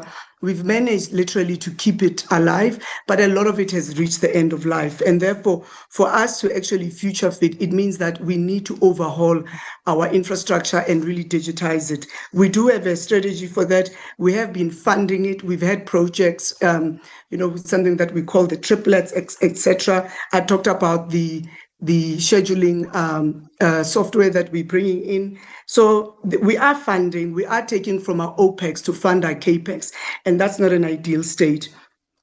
In terms of the studios, we've got a strategy whereby we've gone to the open markets to find a loan to actually assist in our studios in updating them, upgrading them, and making them profitable. So that's part of the projects that we are doing. And as part of our partnerships, we are looking at partnerships where we could look at PPPs to be able to actually advance our CAPEX strategy. So it does exist, we're funding it in phases, but the reality is that we are sitting with a massive backlog that really needs to be funded. And it's something that in previous discussions with yourselves in the corporate plan, in the 5-year strategy, we've spoken to it. SABC Plus, we keep on growing. We do have the data. The reality, honorable members, is that when it comes to digital, the competition is on data. At the end, when we go against our global platforms to go and sell our digital offering, it's really about the richness of the data that we are bringing through. So our maturity is still not there, but what we are doing is that we are building that maturity so that we are able then to enrich our analytics and enrich our audience insights and go to market. We have currently limited advertising. We do have programmatic, but we looked at our advertising growth year on year, and it's been phenomenal. And in terms of where we sit in Q1 of 2026, so it's something that we are focusing on. From a sports rights perspective, our priority is always sports of national interest, as published by ICASA. The reality is that the SABC does not have the ability to acquire all those listed sports. So there is something called listed sports that the SABC is obligated then to go and acquire.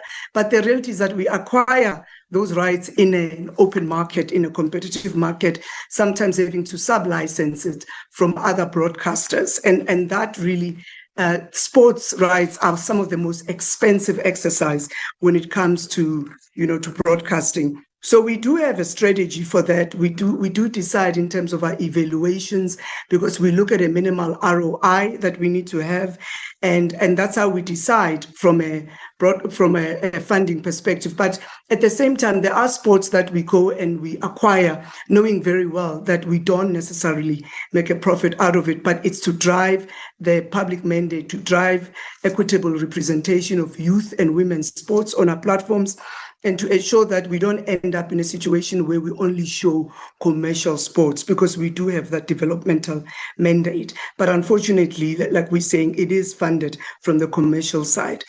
Coming then to Honorable Belisha. Honorable Belisha, the SABC does have a corporate plan. It does have a 5-year strategy that was approved by the DCDT, was presented in Parliament, and I was talking about horizons earlier to say that we are now in Horizon 2. So we do have a very solid strategy that we are implementing. If I look at just performance against our corporate plans, in FY23, we attained 32% against target. We're sitting in FY26, where it's currently unaudited, but we're sitting at around 80%. That is not a fluke. That is determined strategic execution by SABC's management. When it comes to a vacancy rate, as we sit here today, we have managed to strengthen the bench. We are in the market for a CFO, and we have one other ExCo position that is vacant.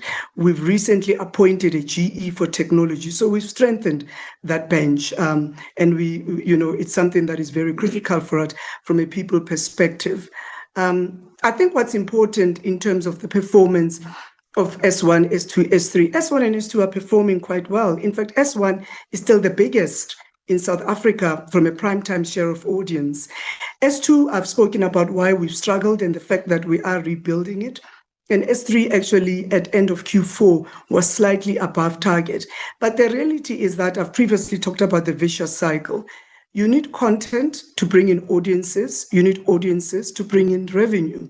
So that's the cycle. So it's when we are told that you are not competing against Netflix, those platforms have billions of dollars invested in content. SABC does not have that. We have to cut our cloth to suit our size. But the fact that we are able to bring in those audiences at prime time shows that we are holding our own. Ideally, we'd want to increase our audiences. We'd want to increase, for example, the S2 audiences, but we know the limitations that we currently have, and we are using, we are not letting that, prevent us from actually implementing on the strategy. So we do have a strategy. The growth of SABC Plus was a strategic decision. It was a deliberate execution whereby we said, build the platform, bring the audiences, build the scale, then take the audiences to market and sell them, because that's what is, what's important. So that is something we continue to grow. I spoke about the gamification that is currently taking place, the point that we brought in earlier in the year. So it's part of that growth, because digital transformation is very critical to us. So that is the concern, that it looks like there isn't a plan. We've also, during this period, reduced our losses over a 3-year period by 66%. So for us, there's been a lot of green shoots, but we do acknowledge that we still sit with a lot of challenges at SABC, some of which are structural. And what we say as management and as the board is that what we have within our control, we will optimize and maximize. And what we will do is work with the department to ensure that the funding model is finalized and that the SABC is sustainable for the future. I think we have answered most of the questions. I think, Chair, you asked about the channels on SABC Plus. I think that for us is a long-term development in terms of what we were calling fast channels. They require a lot of content. At the moment, we do have a strategy in place where you are seeing us digitizing the legacy content and bringing it on SABC Plus. I must say, actually, that legacy content performs very well on the OTT streaming platform. So that question about what are we doing with the digitized content, it's to put on our own platforms, but also to the earlier comment by the acting CFO, it's also to exploit for commercialization with other broadcasters. But some of it is not just about exploitation or commercial, it's about ensuring that the collective memory of South Africa is actually digitized. And we do have a lot of institutions, the public, etc., that come to SABC to ask for content and that they utilize our content. We work with global broadcasters who actually also come and utilize our content. So that digitization is very important because we do have that depth of that library, and it's critical that it doesn't get lost to future generations of South Africa. Chair, I hope I have answered the questions. If there's some that I haven't answered, I will take your direction. Thank you very much.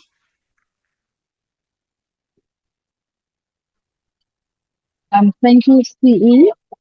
My chair, I want to apologize. I did not request earlier not to switch on my camera, just to indicate that it is myself and Bruce. I would like to now invite the CE of BBI to please respond to the questions. Thank you, DDG, and thank you, honorable members. So I will go through the questions in the order that they've been asked, starting with Honorable Subrathi's question on the going concern, that we should take the honorable members into confidence on what we are working on to prevent a going concern finding. There are a couple of projects that we are working on for USASA, and there's some invigorated sales and marketing that we have done. We are expecting one or two other projects to materialize, so that will help us with our funds and with our cash flow problem. But we've also requested for support from the department, from our shareholders, for recapitalization. And to a large degree, one of the ways that the auditors want to see for them to sufficiently believe that that risk is mitigated is that there is a serious intention to assist, which we believe we have from the department and hopefully from the honorable members as well, on the recapitalization, as well as projects that are profitable, that are in the pipeline. We are busy compiling the document to satisfy those needs, and that is what we believe will assist us in this case to remove that as a finding. And on the question about intergovernmental problems still on the risk, Honorable Subrathi is asking about the prospects of reaching a positive conclusion with Transnet and Eskom. Again, we are reaching out to them, to those entities that are competing against us. And one of the progressive things that has been done by the minister is to have an MOU between the Department of Electricity and Energy and DCDT to make sure that we converge into finding a solution that allows us to work collaboratively together and not compete against each other. So we are hopeful that with that leadership, we should be able to get a resolution. We've got a board task team that is also engaging the various other boards of those entities, and discussions have started with the support from both the minister and the DG. We hope that this will be resolved quite soon.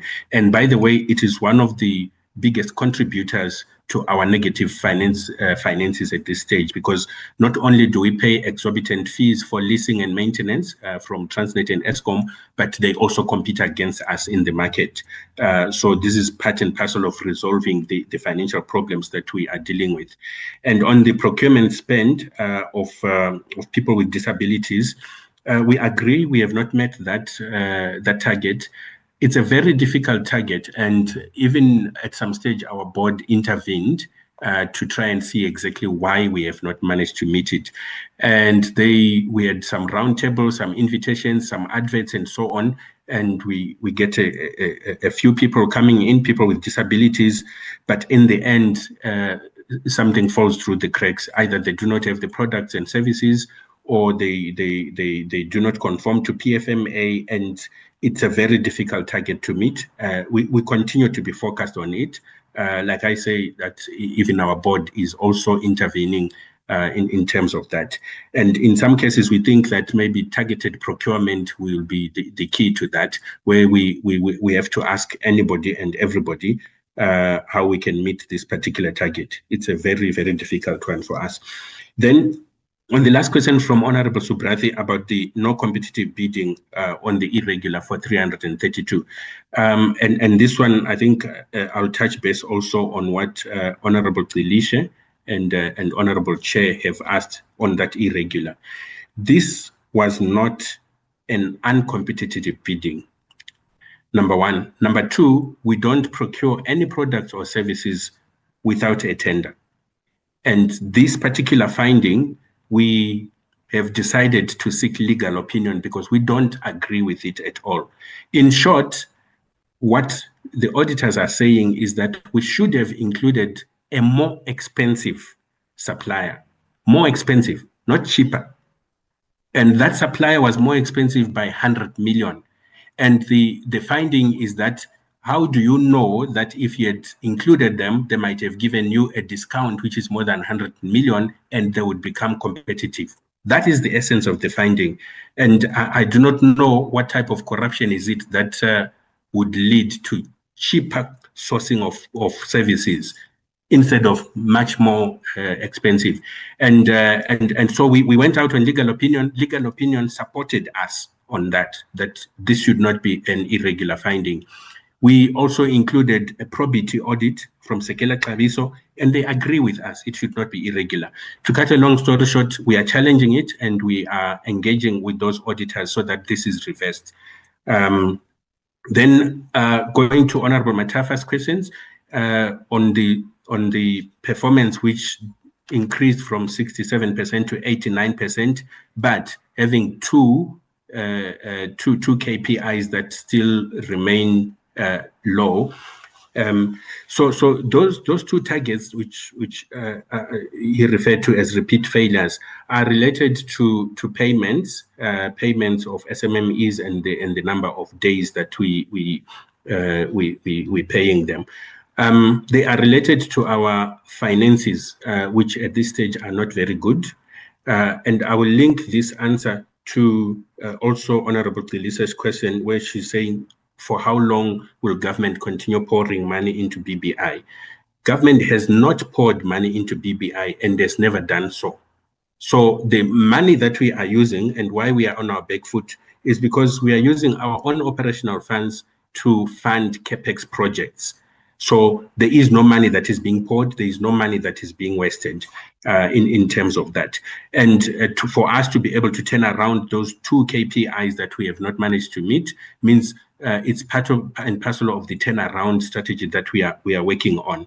And it also links to the question from Honorable Matafa about the 502 million, which is below budget, year-on-year contraction, and whether we've got potential trouble going forward, and can BBI afford to stand alone in this regard. With the interventions that we have requested, and with the stock rationalization, which the department is spearheading, I think on a long-term basis, the jury is out there. But what we can say is that we do need the cash injection. We do need the capitalization, just like the other entities that have got mandates. A mandate of providing services in underserviced areas, in rural and unconnected areas. We do need funding. Unfunded mandates are not sustainable. Then from Honorable Singh, I think she's also talking about the financial sustainability, which is low, and not paying SMMEs on time. And this also is related to our cash flow problem. And I would link this also to the question also from Honorable Chair, where you're saying that for Q4 performances, SMME payment days moved from 44 days to 56 days, which we agree, unhappily so. But it is also a reflection of where we are from a financial perspective, and the intervention, Honorable Singh, that you say, how can we assist, will relate also to some of the risks that we mentioned, where the SOC-to-SOC collaboration will come in, where the recapitalization support will come in, where even in some cases on what we have presented before, if we manage to get the spectrum for us to be able to provide services competitively and we get the ECS license, we will be in a position to compete and be sustainable. So there is a structural change and support that is required to make BBI sustainable. And that, if it's not linked together with even the rationalization that is taking place, I have also said that rationalization will fail, because we will be having the same problems that have made BBI that has taken BBI on their back foot in terms of the financial pressures and so on. Finally, from Honorable Delisha, we mentioned also the productivity and the irregular expenditure, which I've spoken to, and the corruption. There is no corruption. There is no contract which was awarded without a tender, like I have said. And our mandate, as you have rightly said, so Honorable Delisha, is for BBI to connect the underserviced areas, the rural areas, and so on. But the assertion that BBI is behind on SA Connect project is incorrect, because BBI is the only SOC that has met its target in terms of that project for SA Connect. We have connected all the Wi-Fi hotspots that are supposed to be connected. And at this moment, we are going through a process of checking and verification that everything is functional. So we are not behind on that. Yes, the delay to pay our suppliers, that is there, as we have admitted, due to our financial problems at the moment. But it cannot be linked to how will the nation trust BBI to connect the nation, because we have connected the nation according to the KPIs that we were given. It is only that we have never been supported financially in any form of manner, except for the conversion of debt to equity, which took place about 5 years ago, but no cash injection to BBI so far.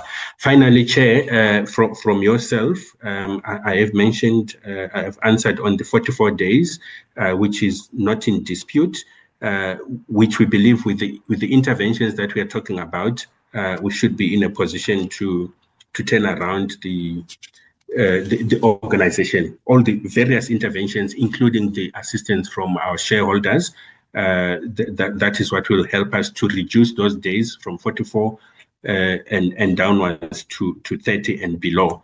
And we are in discussion with our suppliers to make payment arrangements and catch up with what we owe.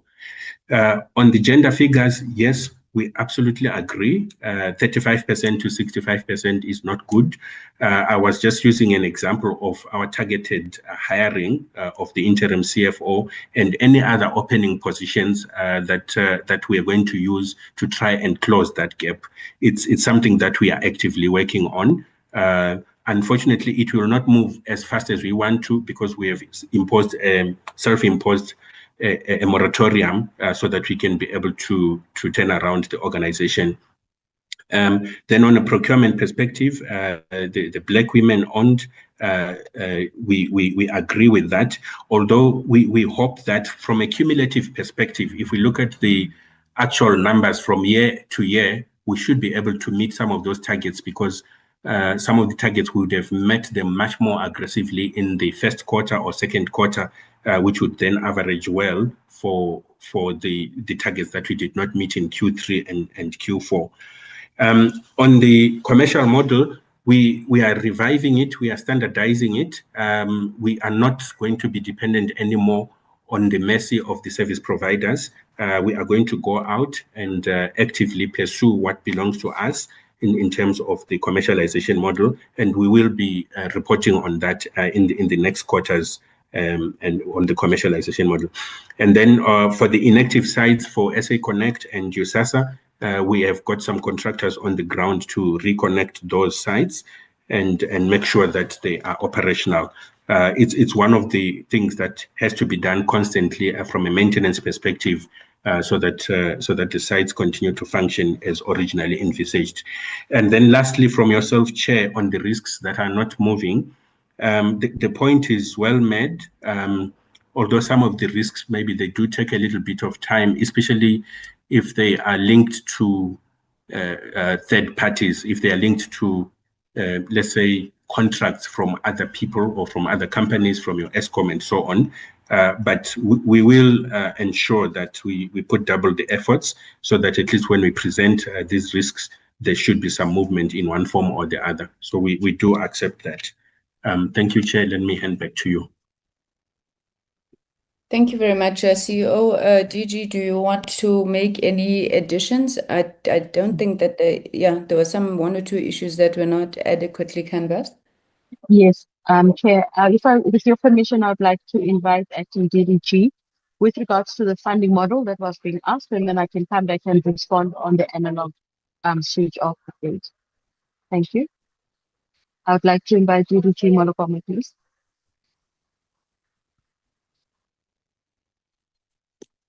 Good afternoon, Chair, members, DG and colleagues. My response will be brief because the CEO of the SABC has largely covered us in terms of the work that has been done in terms of developing the funding model. DG, we switch on videos here. I switched it on. I'm not sure why I'm not appearing. Can you see me now? No, but in the interest of time, continue. Now we can see you. Thank you. Thanks. Yes, I'm largely covered by the responses provided by the CEO. What I can confirm is that after we made the presentation to the portfolio committee, the funding model with the options were submitted to the Minister of Finance in order for the Minister to get the concurrent approval in terms of what would be the preferred option. Unfortunately, it has taken longer because we wrote in March. It has taken longer to receive the response from the Minister of Finance, and that concurrent is important because then it will enable us to review the SABC bill. But we've been making regular follow-ups with the colleagues at the National Treasury, and also the Minister's office have been following up with the Minister of Finance office.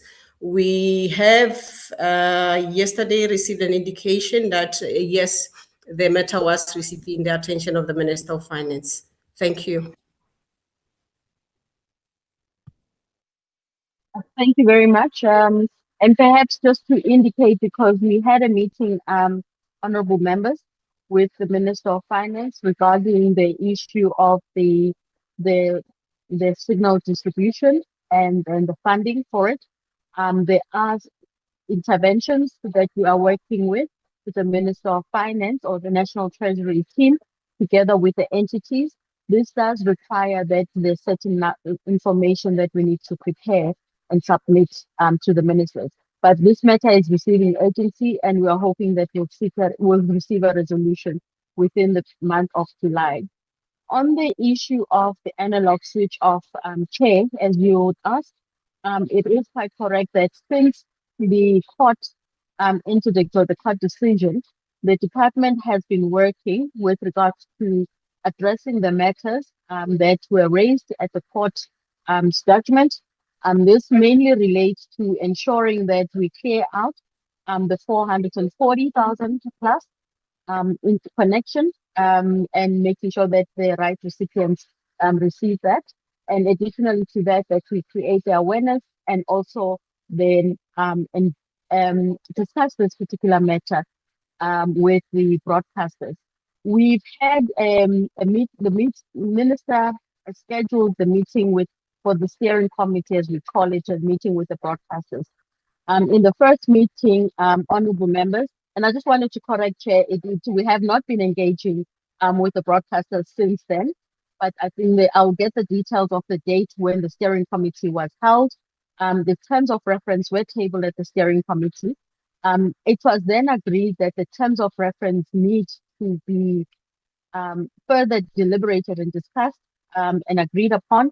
And as such, the team of legal, both from the department as well as the broadcasters, have been working on the approval or conclusion of the terms of reference, after which we will then commence with the rest of the discussions with the broadcasters with an agreement to all of us then agree on the way forward with regards to the analog switch off. I would like to indicate that no date yet has been set, and this obviously will require, and it's pending therefore the engagement with the broadcasters, as well as agreeing on other areas which will necessitate this. On the issue of the additional panels on the BDM, when the CE of Centec makes the presentation, we will then be able to provide information as to which channels are available on the set-top boxes, which we are providing as government. Suffice to say, obviously, that there are different set-top boxes, honorable members, that are there. E-media is also providing their own set, and obviously the same with the commercial broadcasters, but we'll be able to provide the information as far as then the government set-top boxes that we have deployed. In that regard, honorable members, I think those are the issues that you have asked from our side. And maybe to give an update, I think from Honorable Singh, we are very much so working both for the SABC as well as BBI and all of our entities that are facing the issues of financial sustainability, because our intention is to make sure that we stabilize them.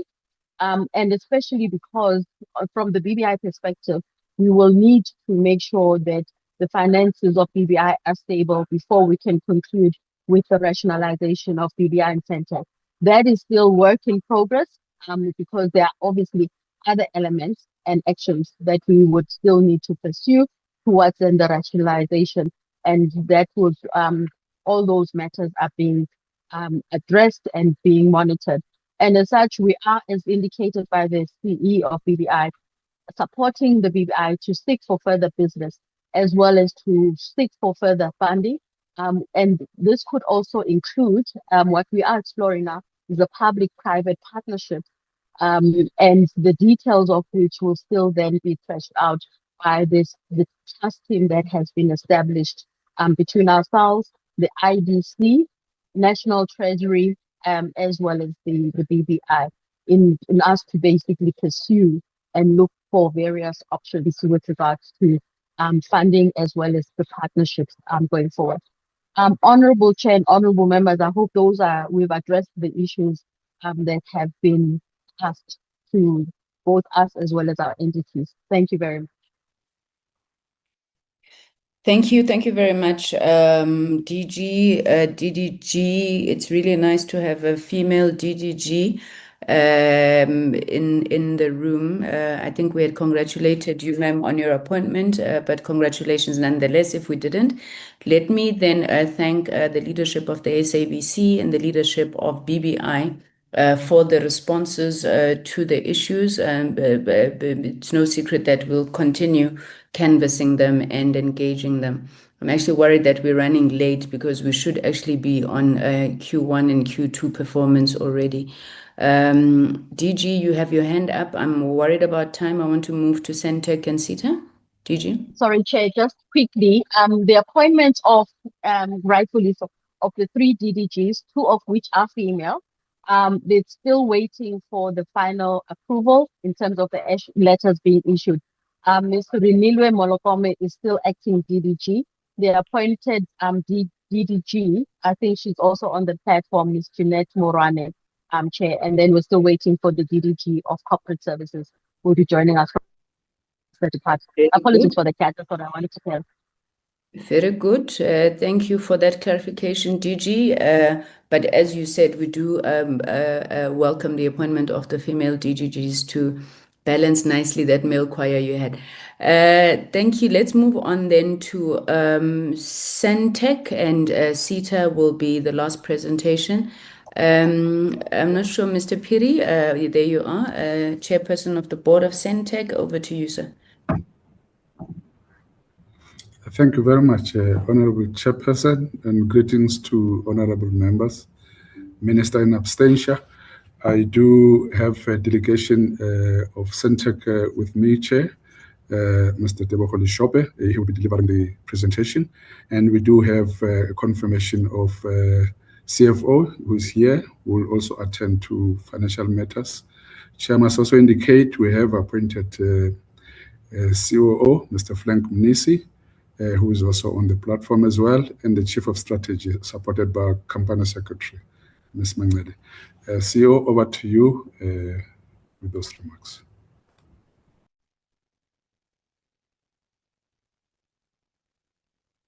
Thank you very much, Chairperson. Good afternoon to you, Chair of the Portfolio Committee, honorable members. Greeting to you all and colleagues on the call. Can I get... CEO, divisive attire is not allowed in Parliament.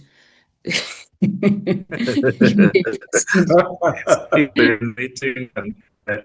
four Fana Chair.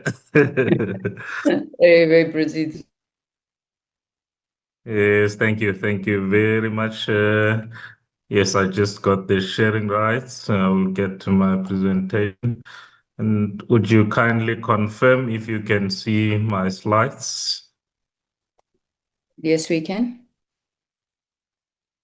Okay. Thank you very much, Chair. Yes, we bring to the Portfolio Committee Q3, Q4 update, Chairperson, with a particular focus on the strategic initiatives we have focused on to deliver the overall strategy of the organization as presented to the Portfolio Committee and approved by the Minister, Chairperson.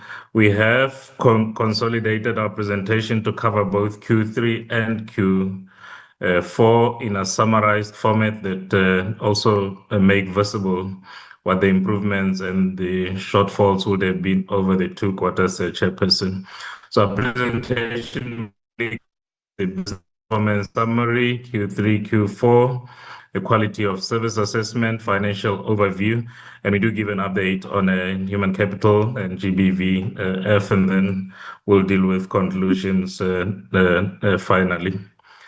From a business performance summary, Chairperson, Centec has achieved at the end of the year in Q4, our performance is cumulative, 89% of its predetermined objectives, which is a 19% improvement from the previous quarter's, Chairperson. So we're seeing here overall, looking into the quarters of the year, a stable but improving performance overall, Chairperson. That is from the performance objectives point of view, which we'll get into the details of each of them a little later there. And then quarter-on-quarter business revenue, Chair, we are 9% above the budget there. And with the, I just want to get this out of the... with the EBITDA margin at 23% above the set target there. However, the new revenue, Chair, we have deliberately set new revenue target. We are on the way to diversify revenues of this organization, Chairperson, for the year under review. And as at the end of Q4, we would have set a target of 36%, which we have achieved 23% of that specific target, Chairperson. The shortfall was mainly due to the customer environment readiness, Chair. The contracts were secured and are being implemented as we talk right now. So those revenues from prior year will still be realized, not that they are missed forever, Chair. Those contracts are being implemented going forward. And then from a quality of service point of view, Chair, we delivered strong performance there, quarter-on-quarter, and at the end of Q4, we delivered 99.89 against our 99.5 service level targets there, Chairperson. And then, the financial CFO will come on the financials. I'll just do a highlight on the business unit performance. We have 3 key areas of focus, Chair, Portfolio Committee members, being media, towers and data center, and broadband. Media services has been a sterling, has yielded sterling performance quarter-on-quarter.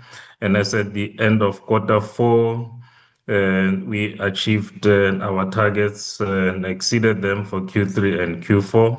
That's the high performance on the media there. And then towers and data center, just marginally delivering on the set targets there. And I think in the first quarter there, we underperformed a bit there. The key challenge has been around the broadband area. Chair, where mainly we missed our target due to the customer environment there. The environment situations has improved, and we are commencing and proceeding with the implementations in that regard, Chair. And then on the actual performance objectives, Chairperson, I'll go through each of the KPIs as we would have set them there. The very first one being a financial KPI, 36% of the new revenue, the one that reflected these challenges related to the customer environment there. However, we have achieved new revenue, which is something that is good for the organization. 26% of the overall revenue achieved is new, so the diversification path goals are being realized there steadily, though we did not meet that KPI. Those that we have exceeded, Chair, I'm not going to spend time on. EBITDA margin was met, customer satisfaction was met. Brand is a key issue for us, for an institution to be stable, to convince its market that it is a product of association, a business of association, it brand matters, Chair. So we jealously guard and manage our brand. So for this year, we achieved a score of 85% brand there. Clean audit, good governance is also by design a focus area for us as an institution. We set a deliberate KPI for that. And the year we're coming out, we achieved a clean audit. In the audit period, as we speak right now, all the management letter activities at the end of Q4 were managed and concluded, Chair. And there would have been one related to the IT, which we made a decision as management to implement after April, not to destabilize the financial system there, but all the management letter points were addressed.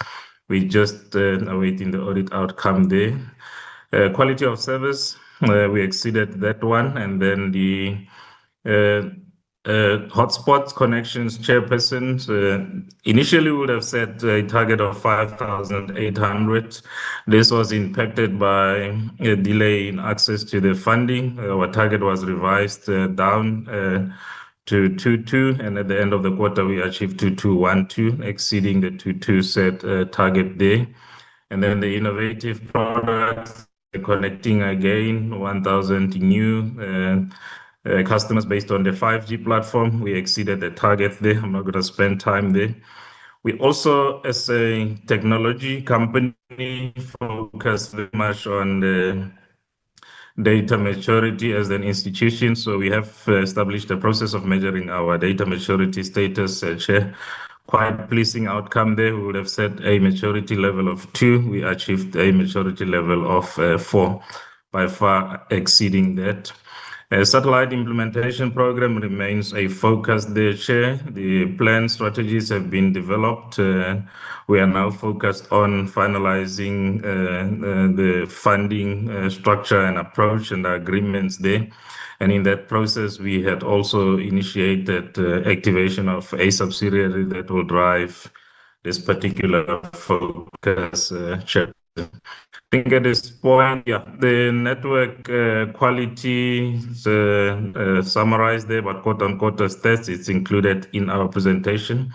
At this point, I would like to call on the CFO to take the committee through the finances, after which I will come back to summarize, Chair. Thank you, CEO. Good afternoon, Honorable Chair, Honorable Members, DG, and colleagues in the portfolio. Chairperson, our Q3 results are a build-up towards our Q4 financial information or financial results. So I think it's best to focus on Q4 year to date. If we can move down in terms of the slides to Q4. I trust I'm audible. We can hear you, CFO. Oh, thank you. Thank you, Chairperson. If we can move down to Q4, just so that I do not confuse anyone, because yeah, the Q3 bolts up to Q4. So I think just above the slide, ma'am. Yeah, I'll focus here on year to date, not below this one. Next slide. Yeah, this is a better picture, Chairperson. It's more reflective of our year-end financial results. And just for the committee to note that these numbers do not include year-end adjustments. So it's our actuals against budget at the end of March, before we took into account our accrual adjustments, etc., in terms of our IFRS accounting framework. Just on a high level, Chair, I'll take all the slides as read and the graphs as well. And just to touch on total revenue, the actual against budget, you can see there's a positive variance there, and that's a result of continuing revenue being above the budget at the end of March to the extent of 10%. We're still billing for analog revenue, so that is contributing towards the increase there. Our new revenue, Chairperson, is below target, and that is due to initiatives such as SA Connect, where we had to wait for rollover approval and only had, which came through in November, and then we had about 4 months to actually spend, before the end of March. So that sort of curtailed our activities there in terms of the implementation of the SA Connect project. So whatever we could spend by the end of the year, we did and recognized as revenue. And then we've also got some underachievement in terms of new revenue initiatives because of the fact that the cash resources necessary to implement new infrastructure to service new customers was sort of disadvantaged or prevented due to our cash being locked in accounts receivable. Then we've got the dual illumination, Chairperson. That is a once-off revenue that we received from National Treasury via the Department of Communication. So we did not budget for that because we received those funds via the adjustment budget estimate process. So that income is received to cover the incremental costs related to running the two networks. So that we did receive at the end of March, on the 30th of March. Then we've got the expenditures. We've got direct expenditure, which is our cost of sales. It is high as compared to budget by 34%, but direct expenditure relates to our government initiatives, BDM project, SA Connect, and cost of sales related to our continuing revenues. So the main contributor for the overspending there would be the BDM project. So we've got our lease expenses, which is way below budget. So that is not a problem. It's actually a good indicator there. Our IFRS recognition of leases as well plays a role there in terms of the underspending or the saving on that line item because we capitalize the asset and payments are recognized as liabilities, etc. It doesn't really affect this line item on an annual basis because the liability is sort of determined over the period of the contract and then it's present valued. Operating expenses, Chair, we had to implement cost containment measures, so hence the saving of 22% there. Cost containment measures were necessary because of cash flow constraints, timing related to a receipt of our debtors that we were battling or struggling to collect from regarding some of our government entities that we contract with. So hence, we had to implement cost containment measures just to manage our expenditures and ensure that we can meet our operational liabilities and obligations as and when they fall due. Employee costs well managed under budget there. We also implemented a moratorium in terms of employee costs and recruitments. All critical vacancies were filled only. Vacancies and filling of vacancies were deferred until the organization is more stable from a cash flow perspective. So that gives rise to the saving there under employee costs. And then total expenditure, Chairperson, is below the budget to the extent of 3%. So the increase, can we say the good performance in terms of our revenue, the actual numbers against the budget, and also the saving in terms of our expenditure against the budget contributes towards a good or positive EBITDA and EBIT and profit before tax. And then, of course, we haven't applied our year-end adjustments like our impairment of debtors, etc. So we do not have an ECL provision accommodated yet in these numbers.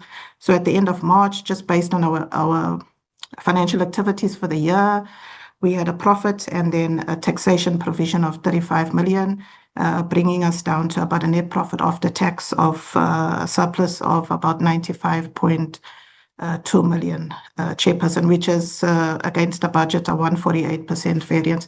If we go down, I think I'm done. Chairperson, just to touch on the balance sheet, it's not here. I know it was an issue the last time, but the only movements that took place with regard to the balance sheet were the movements in cash, our decrease in our cash resources and our cash in the bank as a result of our inability to collect timeously from our debtors, and then the simultaneous increase in our debtors, to about, at the end of March, our debtors were sitting at about 2 billion, 1.7 billion owed by our key customer, and the balance due to another government entity and then some community broadcasters. Other than that, Chairperson, our balance sheet is very static. With regard to the other line items, no movements besides depreciation. I would say using your cash as and when you need to defray your expenditure. Other than that, Chairperson, I'm done from my side, and I'll hand back to the CEO. Thank you. Thank you. Thank you very much, CFO there, Chair. The last few slides focus on human capital and GBV indicators there.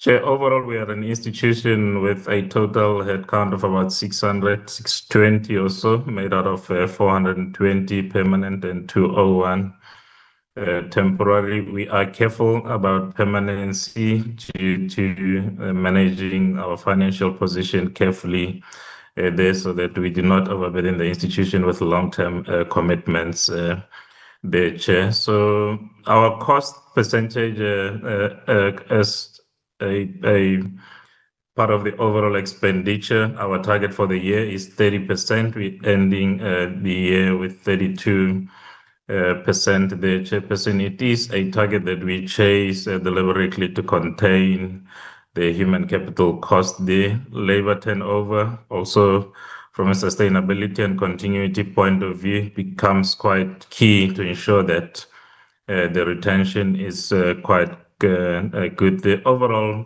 way below 10%, ending the year with 1.67% labor turnover there. Safety of the workforce is also a key focus area for us, with the total recordable incident rate measured. Some of our environment is very risky up on the mountains, working on towers. So it becomes very, very key to ensure that we minimize that the risk on an ongoing basis. Also here, way below 1% at the end of the quarter.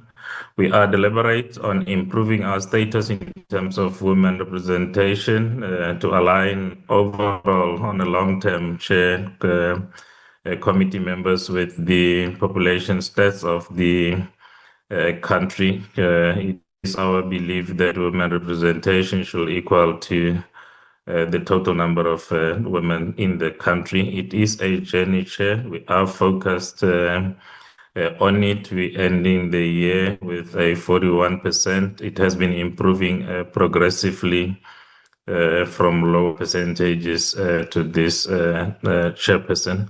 And then people with disabilities also below target this one. And we have some new initiatives underway where we are directly engaging the organizations that works with people with disability to assist us in the assessing the prospective candidates there. So it is an initiative that we started off in this quarter going forward. So we are hopeful that at the end of this year, we should see an improvement in this regard. And Chair, I do want to confirm to the committee that at the leadership level of this institution, we have filled all the three directors' positions. The board is in existence, is correct. The CEO, CFO, and as the chair highlighted, the COO positions have been filled. The executive management from the core below the executive directors are also filled those vacancies, Chair. And then in terms of the, I'm just trying to get to, sometimes the screen is a bit slow. Just trying to get to the next slide.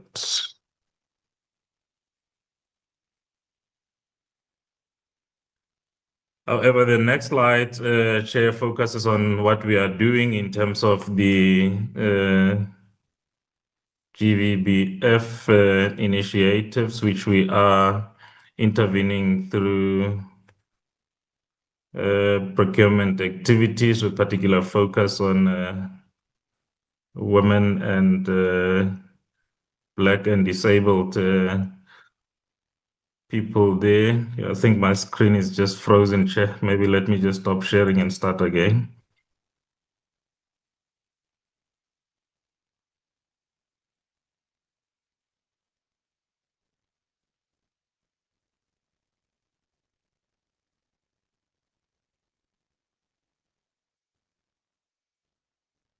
Kindly indicate when the slides are back on, Chair.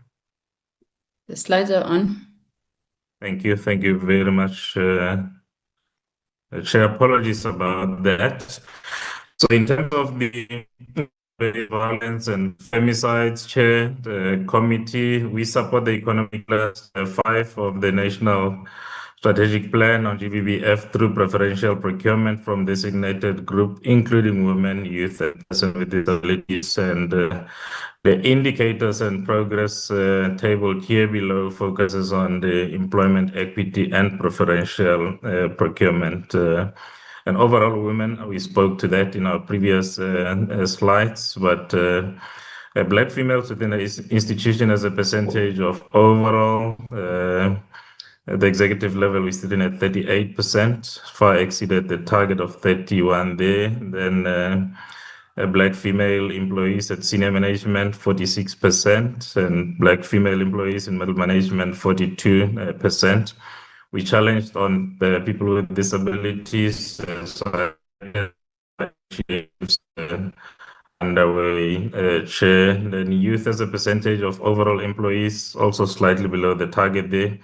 It is a focus area for us, and in this year, early we brought in about 35 interns with the hope of converting a majority of them to permanent employment at the end of the term there, particularly to deal with Chair. And then from a preferential procurement point of view, spending on Black-owned enterprises, we far above the target there. Expenditure on the Black females was a little bit dynamic over the quarter, and starting with a 40% and then ending at 35.66 there. As the expenditure changed towards the end of the quarters, we will have spent majority on non-female entities there, something that we're also focusing on, Chair. However, we started well in that regard. Then percentage of spend on SMEs, we're quite above the target and doing well there. And then percentage of spend on youth also doing well. I think the disability challenge that I reflected on that is becoming our focus now. Chair, in conclusion, our report summarizes, an outcome of a very stable and improving outcome for the year, and Q3 and Q4 specifically, Chairperson. As we reflect, we achieved 89% of the corporate KPIs. The revenues continuing above, new revenues tracking, though below, but there are new activities, future technologies that we're also focusing on. We have established a 5G-based smart village in Embalinhle, Chairperson, and have connected over 1,000 subscribers in that regard. The SA Connect project also remains a focus for Centec with 2,212 sites connected there, Chairperson. And in the main, we quite comfortable, Chair, that the performance overall is good. The main challenge has very much been financial, as the Minister has reflected. The issue of non-payment, the main customer is still with us and is creating pressures as far as cash flow and liquidity is concerned there. However, Chair, we want to report to the committee that there are improvements here. We were convened by the Minister of Communication and Minister of Finance on the 17th of June, so there are plans underway to assist both the SABC and Centec in this regard, Chairperson. The DG also requested that I deal with the issue of channels that you raised during the SABC presentation, Chairperson. There is a total... Sorry, MD, you'll come to that when we get to questions. We really run out of time. So I want to take the CETA presentation so that we can hopefully afford Honorable Singh 5 minutes before she has to leave to ask her questions. So let's stop there and then we'll come back to that. May I then now welcome Professor Vuma, a familiar face in the space and in this committee. We're glad to see you back at CETA, ma'am. If you could please lead the presentation. Thank you.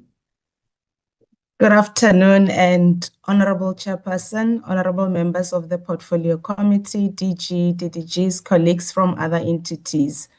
Thank you very much for the opportunity to appear before the committee today. As this is my first appearance before the committee since my appointment earlier this year, allow me to express my appreciation for the important oversight role that this committee plays in strengthening governance accountability for South Africa's digital transformation agenda. The newly appointed board is committed to working constructively with management, the shareholder, and this committee to strengthen governance and improve execution to support CETA in delivering our national mandate. So, Chair, joining me today is the board member, Nalini Maharaj, who's with me today. We also have our MD together with members of management, and we will now hand over, with your permission, request our MD to present CETA's Q3-4 performance and financial expenditure report. We look forward to engaging with the committee and responding to members' questions. Thank you, Chairperson. Thank you, Chairperson. Thank you, Honorable Chair. The team will now flight the presentation. Tanya, if you could, please. Good afternoon, Chair. Good afternoon, honorable members.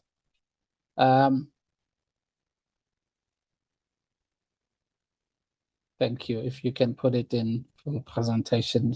Thank you. Chairperson, I think the purpose of the brief is well as understood. We will start off, I will start off and touch on the strategic programs and the APP indicators, followed by the Q3 and Q4 performance. We will be presenting these side by side, and our focus, Chairperson, will be on the performance, and then both in line with the financial performance, the APP indicators, and then what we have not included in this pack, and we checked, Chair, and we are hoping that we can present it later, is around the human capital, the people statistics and numbers. This year we focus strictly on the brief and looked at the performance, and we'll be happy to add those in subsequent presentations. I will be joined by the Chief Financial Officer, Ms. Carmen Lagrange, who will also assist in the financial performance later in the presentation. This slide number 7 there is part of that, so that TBC no longer applies. Thank you. The next slide. Chair, the purpose of the briefing is really a consolidated performance view, and then on delivery, on progress, and just the highlights. And in the highlights, the focus is really on the services and also on the EVP part and the procurement turnaround. And then, of course, as we go through the presentation, I will touch on corrective action, where we have seen that we have not met the performance targets or where we've identified performance shortcomings. The next slide, please.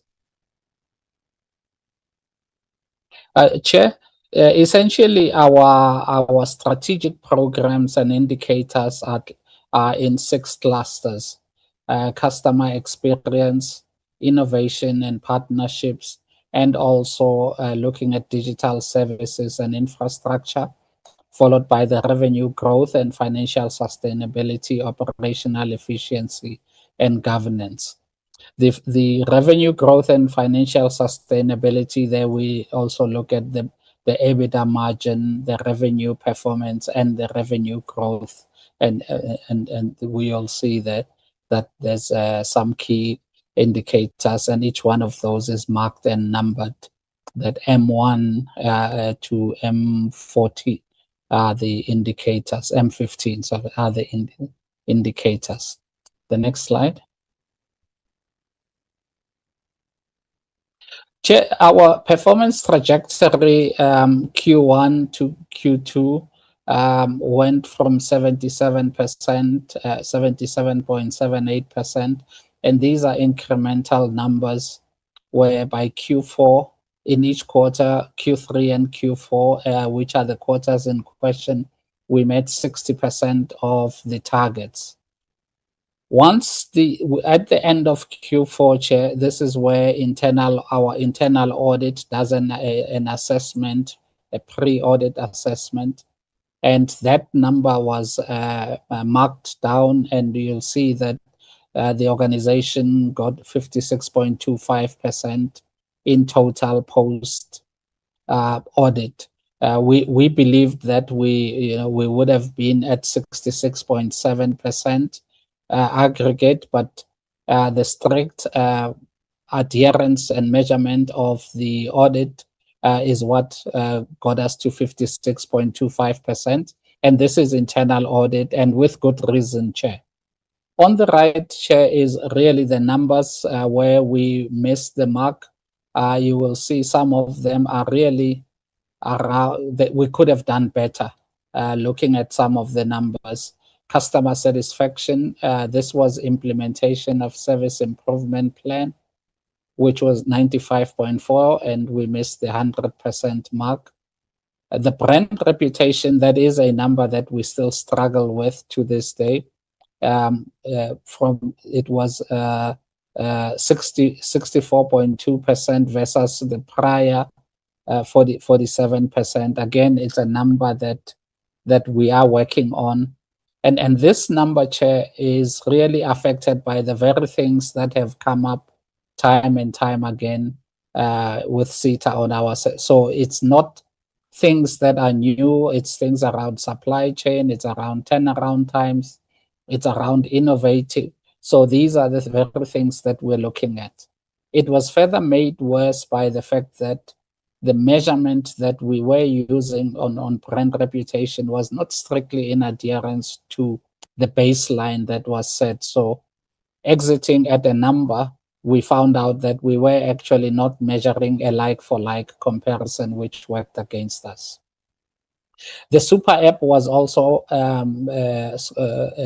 problematic in light of the fact that we had started the work on the super app, but we paused it once the organization realized that we were building something very similar to My Mzansi, which was done, being led by the DSU. But the strict criteria of auditability says that we should have had that measurement cancelled, and we found that we didn't follow the strict process, so we were found wanting there. The EBITDA margin, we did not do well here. Our EBITDA we did not meet our earnings before income tax, depreciation, and amortization. We came in at 7% instead of 11%. And again, that was a consequence of the miss in terms of service revenue. Now, we also missed some of the what we call drop shipment, meaning the supply of hardware, of devices, of equipment, which is a significant revenue contributor. So the combination of the slightly underperformance on service revenue combined with the significant underperformance on just drop shipments meant that our overall bottom line, we missed that performance. Similarly, again, risk mitigation, well, these are really housekeeping issues that we are paying attention to. And Chair, while these are some of these housekeeping issues are seen to have been affecting our performance, in the last quarter and the last few months of the year, we did have very strong discipline, and you will see that this has resulted in us expecting to get a decent audit outcome for the year, where we are anticipating that we should get an unqualified audit in spite of having missed some of these key performance targets. The next slide.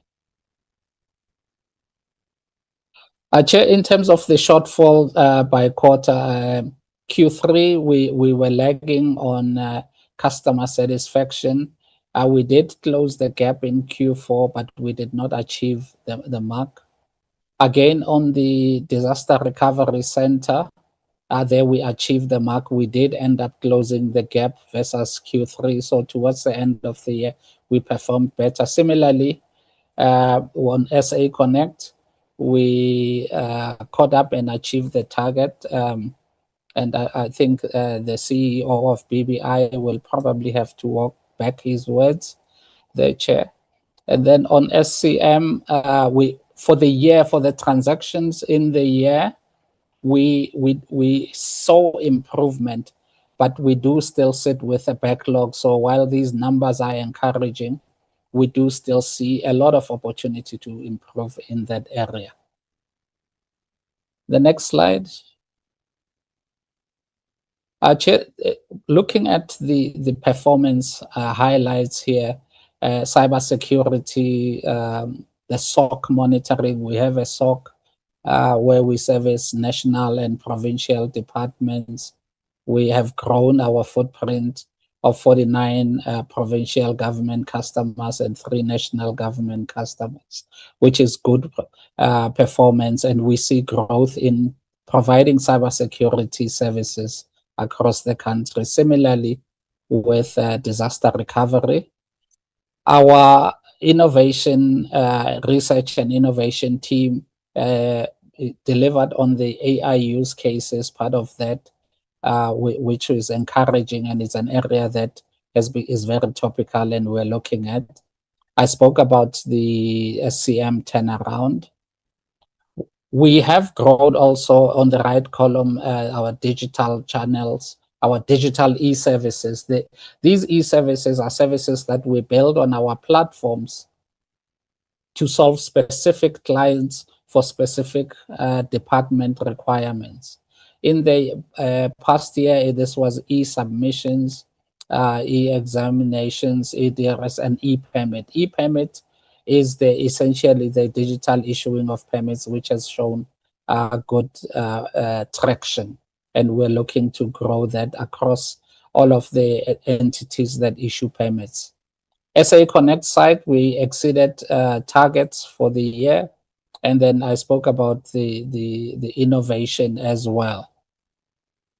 And then when it came to the employee value proposition and associated initiatives, Chair, we did drive a few career exhibitions, recognition and rewards, women in leadership, and also looked at leave policy and employee value banking. So these are initiatives that we drive to make SETA an attractive place to work. And there's a lot of work here that we still have to do going forward in order for SETA to be an attractive place to work. Next slide. Chair, our focus going forward is going to be around customer experience. That remains an issue. We see an opportunity to focus on service improvement, strengthening our customer engagement. And this is underpinned by some of the services innovating, delivering at speed, delivering on time. We will continue to invest in the digital platforms and deliver those. That is an ongoing focus. And we're also going to be looking to also retire and innovate, because we see that we are focusing on the number of legacy platforms that are operated for government departments, but operated by SETA. That is an area that we're going to be focusing on. Financial sustainability is key, both by looking to grow the revenue, but also to manage the costs there. We expect the audit improvement to come out better. The CFO, our internal audit executive, chief risk officer, and everyone else, all the executive functions have worked hard to improve our audits, and we expect a much improved audit outcome. Risk mitigation remains an issue, and we are closing the management letter points in the audit.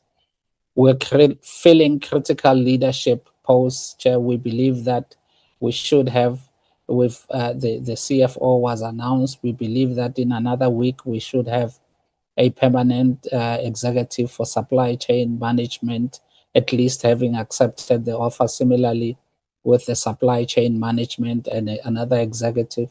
And we have 3 other executives that are in recruitment phase. So we're on track there.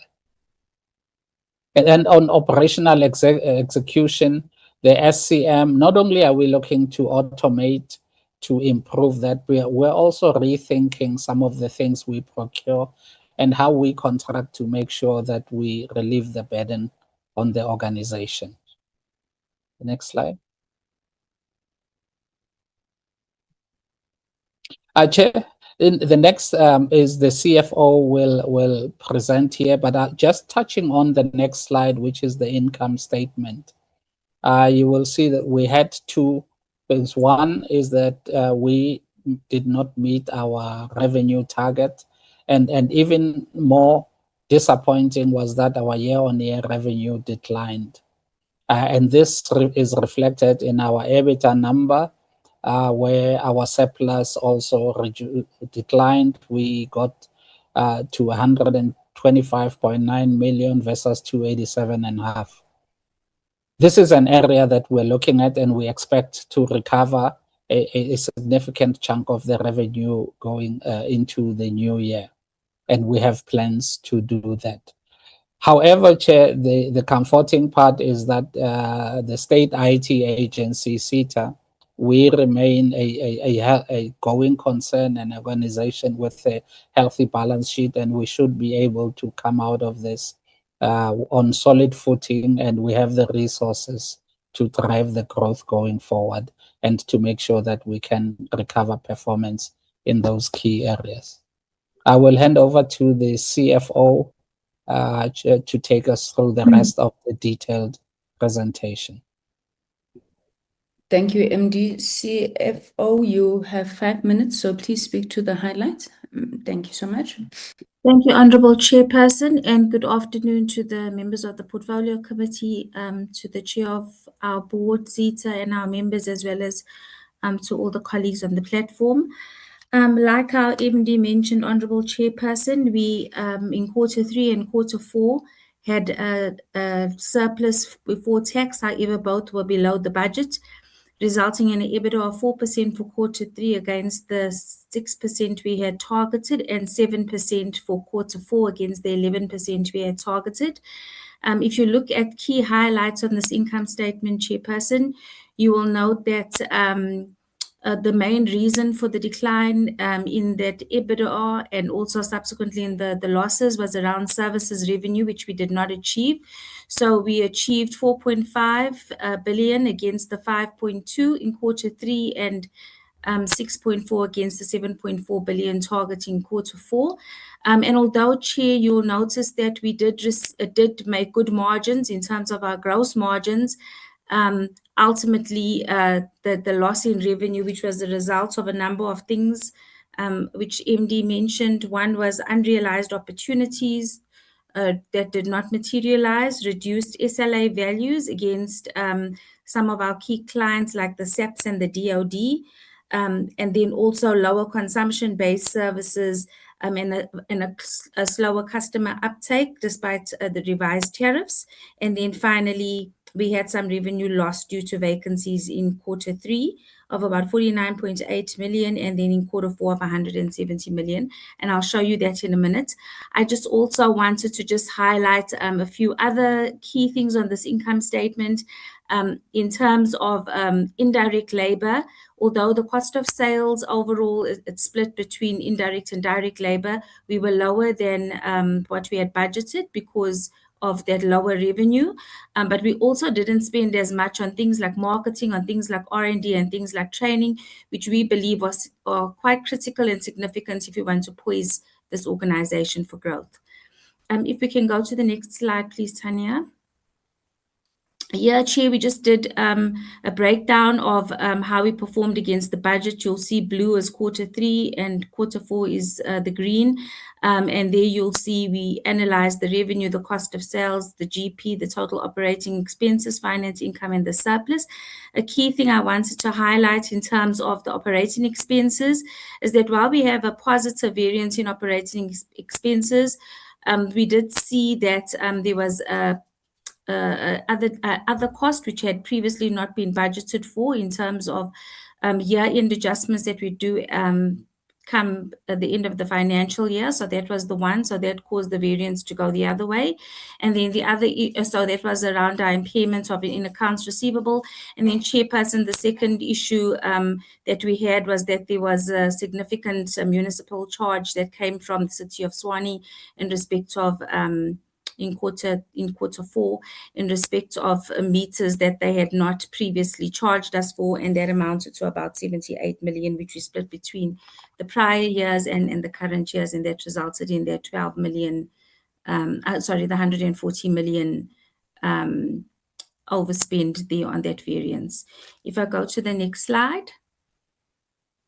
We just broke down those four categories I mentioned earlier in terms of the revenue shortfall. So there you'll see in Q3 of 402 million less than we should have made, and in Q4 731 in terms of the lower than anticipated usage in the internet rates. So in October 25, Chairperson, I had mentioned in our last portfolio committee, SETA did drop its rates and did an adjustment in terms of internet rates, expecting a higher uptake in volume. That didn't translate, and hence you see those significant variances in Q3 and 4.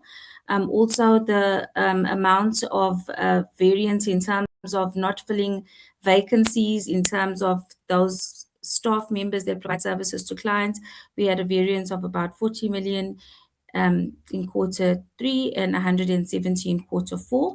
And then the lost opportunities that didn't materialize, also due to some procurement challenges, 45 million in Q3 and 107 million in Q4. And then finally, you see a big variance there in terms of the SAP's unsigned variance of 276 million. So that's really the revenue shortfall issues. On the next slide, just did the analysis of cost of sales, and I think I mentioned this 140 million delta. Cost of sales, although it was a positive variance, it was only positive because we didn't achieve the revenue, Honourable Chairperson. But the one thing that I wanted to mention here is that in terms of the financial sustainability concern raised by the Minister, we are paying more in terms of cost, and sometimes we seem to be paying even more than the 3.5 CPI. So there's a lot of work we need to do in terms of negotiation with suppliers around ICT costs of equipment, devices, etc. If I move on to the next slide. CEO, Chair, if I we have could you. to wrap up literally. I think take the presentation as read unless there's something that you will absolutely die if you don't say it. Chairperson, if I can go to the next slide, I'd like to say, just in terms of our financial position, we really ended with CETA on a high note in terms of our net asset position. So we definitely a going concern, and you'll see the our net asset position is that 5.408 billion, which is more than the 5.028 billion. That was a positive story. Our cash and cash equivalents also ended on a very positive note, Chairperson, 2.916 billion in the last quarter compared to the prior years. And we have a very strong cash balance. However, we would really like to leverage that in terms of a lot of the things that we need to do. And then just the final comment is that our debtors days and creditors days have reduced substantially, with debtors days now sitting at about 44.89 days and creditors 34.84 days, moving closer and closer to the 30-day target. Chairperson, thank you, and I think I'll leave it there. Thank you very much, and I do apologize for rushing you. Yeah, with 13 entities, we really struggle to get through everything on time, but it helps when you submit your documents ahead of time so we're able to study them. Honorable Singh, you had put in an apology to leave at 5. So I just wanted to give you an opportunity maybe to go first. At least even if you're not here, then your questions would have been recorded, and I'm sure you'll be able to get answers, either through the minutes or the reports or a briefing from colleagues. Honorable Singh? Chair, I'm so sorry, but I just sent you a message to say I have to log on to my other meeting now. It's 2 minutes to go. So I did put there that I will submit my questions in writing, Chair. Thank you. Thank you very much, Honorable Singh. Okay. Thank you. Okay, let me check with other honorable members. Can I take hands for discussion? Honorable Botlani, you will be the first. Do we have any other hands? Okay, Honorable Botlani, you may proceed.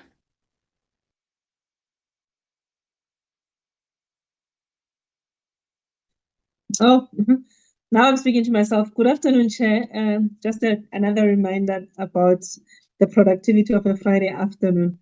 But Chair, thank you so much for the presentations that we have received. And I have more You had your comments video and on, questions. Honorable Botlani, and then you switched it off. Thank you. Yes, I do appreciate that. I'm required to have the parliamentary background, and I do not have that. That is why I'm switching it off, Chair, if you don't mind. You may proceed. Chair, I think for me, there's a sense that Centec sounds less stressed, which is something really that is to be welcomed. With everything that has been said and done, I think it's still necessary for us to really be taken through on the SABC Centec debt. I do appreciate that there was a meeting on the 17th of June, but I do not quite get a sense of what the outcome of that meeting was. And I think maybe in future, Chairperson, what we should do is also try to pair together Centec and SABC so that when we speak to the one, the other is in the room until this impasse is addressed. Because sometimes it feels like you're speaking to one person, they're saying one thing and the other one says another. But I think it would really help us to really zoom in and focus on the SABC Centec debt specifically. And Chair, I think on CETA, I take the point they make that they've got on brand reputation 64.2 versus 47. I'm going to say it's 47. I don't think it's 4.7. But Chairperson, I personally have been inundated with media queries about the performance of CETA as a preferred service provider for IT government. And I have done my best to really say to the media queries that CETA is turning a corner. Like we have seen, we've got a new MD, we've got a new board, and that really just give hope in terms of what CETA can achieve. But I worry about how deliberate CETA is in terms of ensuring that customer satisfaction is something that they are obsessed with. Because I don't think the status quo remains where SITA was automatically the desirable service provider and it had a lion's share of the market share of IT services. I don't know how far the new leadership is going to be obsessed with making sure that SITA really does position itself and that its reputation is something that they really are going over and above, because I am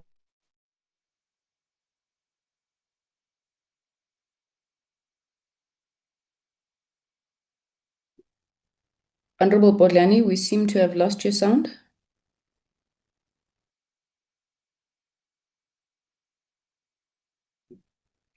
Honorable Bodlani, are you still there? Yes, I'm still here. Sorry, we lost you for a bit. Okay. Yeah, we last heard you when you were saying you don't know how much the new leadership is going to be obsessed with something.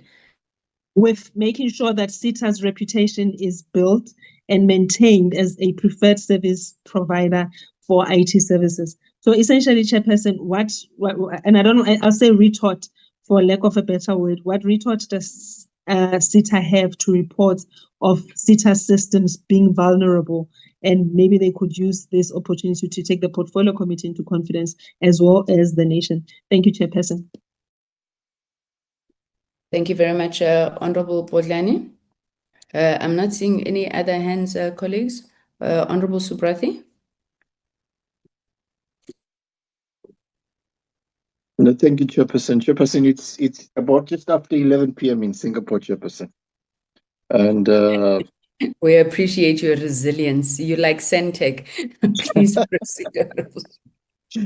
You know, Chairperson, today I'm here with the Standing Committee of Auditor General, and we've come to Singapore mainly because of their innovation around technology, and we're looking at how we can leverage our AG in South Africa in terms of the innovation and digital technologies. And today we were driving from the AG's office, and one of our colleagues mentioned to me something, and he says, you know, Honorable Member, the difficulty we're having in South Africa is SITA.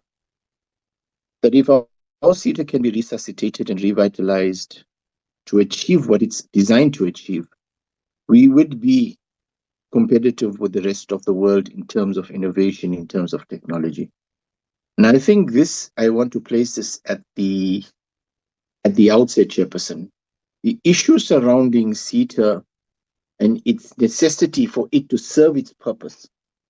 And he also then mentioned that the ability now of entities to purchase outside of SITA is still a stopgap measure, and we're all aware that it comes with its own challenges, sovereignty, etc. So maybe my starting question to the team, and really this is probably the first time we're fully engaging the new MD. I know he did come before us, but MD, you've inherited a huge responsibility. I'm in Singapore to look at how we can embrace technology in South Africa for the purpose of the AG. And obviously this cuts across all entities. What are the prospects of SITA being able to achieve that mandate? And knowing what Honorable Bodlani has mentioned, we are seeing a turnaround, especially in the point of the board, your appointment. Now that you've been there for a few months or a few weeks, and you've been in the driving seat, what are your prospects of SITA rather? Now, last year, I think it would have been last year, that would have been myself first input. Last year, amongst great hype, I was probably one of the ones who did the pilot of the super app during the GovTech in eThekwini in Durban, where I live. And my identity was loaded and my thumbprints and all those things. I was quite excited.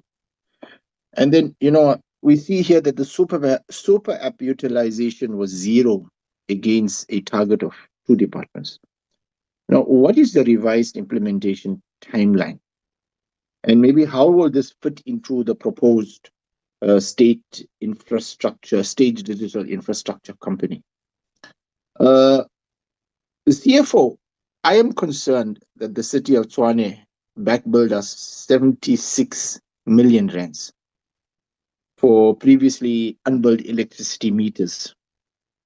Unless you've got many meters, surely the unbilling of a meter is something that ought to have been picked up, especially if 63 million of it relates to prior years. You know, how did this failure go undetected across maybe multiple audit cycles? I am concerned regarding the long outstanding debt above 361 days, that's over a year, which totals 219 million. And those are owed by your GPE government, City of Johannesburg, City of Ekurhuleni, SABC, DHS, NPA, etc. Now, are any of these debts at any imminent risk of prescription under the Prescription Act and maybe aligned to that? What are the efforts of recovering these debts? My first concern is around prescription. And then my second question around that would be, what are the efforts and the real efforts you have made around recovering these debts, and why is SETA not getting paid?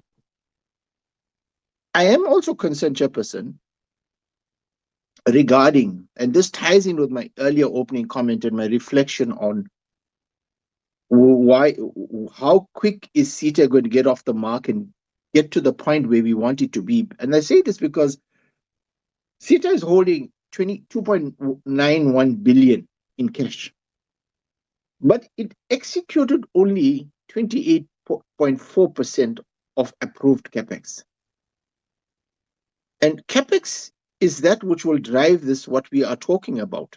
Now, why is this cash not being deployed against the documented infrastructure backlog? And this is what we always hear, you know, infrastructure backlog, but 28.4% of approved capex not spent, and we're sitting with 2.9 billion rands in the bank. Chair, moving on to Centec, I must again join Honorable Bodlani and really commend. In fact, it's been a while since we've seen CEO. When I saw CEO, it's been seen very long CEO. That means you out of the woods. If we haven't seen you, it means that, you know, things are bichana gashle, things are looking okay for you, as Honorable Bodlani mentioned. Firstly, commend you on your results. I think really your resilience and you never say, you know, give up attitude is really playing out. It's especially when I think of that 1.5 billion debt that SABC is owing you. Honorable Bodlani, I think here was taking it a little bit easy. She didn't want to put the two of them in the same room. I was also wondering why Chair is releasing the SABC and didn't bring them in together. But congratulations and well done on your performance. I am a little bit concerned around your recorded incident rate, which increased, it seems minuscule, from 0.0219, it almost doubled in Q3. In Q that was Q3. In Q4, it went to 0.0552 in Q4. Now, maybe the question around this will be, what are the incidents that occurred, and what are the remediation that you have put into place? I am really concerned over I'd like to use the word collapse of your procurement spend on persons with disabilities, from 2.42% in Q1 to 0.03% in Q4. And that is why I use the word collapse. The very question around that is, what is your corrective procurement plan? And have you set yourself a time frame to which you can hold yourself accountable? Of course, the Centec debt is a matter that is of concern to us. And, you know, is there a recovery plan? And maybe, you know, are we looking at a possible impairment of any balances of the amount owing by SABC?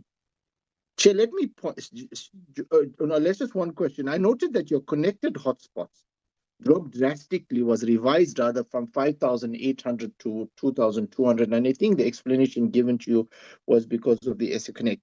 Now, who approved this downward revision to 2,200? At what level was this discussed and approved? Chairperson, let me pause there and thank you for this opportunity. Thank you very much, Honorable Subrathi. I think that was the last question from members that we had. Honorable Bodlani speaks about productivity on a Friday afternoon. I won't say that is what is going on here. But in my case, I think I've taken a deliberate decision that I won't ask SETA anything because this is your first foray here as the new board. The management team led by the CEO, he's relatively new. So I want to give you an opportunity to go and really just, look through some of these things. Obviously, many of them are not pleasing, but having said that, we do realize and appreciate that you're taking a stance that, some of these challenges can be overcome. And I know that in the third quarter, we will be calling you to request that you speak to us on what then are the concrete plans that you are putting in place. To Centec, I want to direct, I think, one main question and then a sub-question. And my question is an update on the satellite program. Both the sovereign SATCOM that we have been speaking about, which I see features quite prominently in the highlights that you had raised, but also how far you have gone in the engagements that I trust you are having with the LEO satellite providers. I don't have to stress to you, how important, how urgent this thing is. You have service providers who are going around as if they are the panacea of rural connectivity challenges through the use of their technology and their technology only. So if you can give us an update both on the GeoSat, which is the SATCOM, as well as the LEO providers. And then just then my sub-question was just an expansion on the new growth in revenue. You spoke about towers and data centers. You spoke about broadband.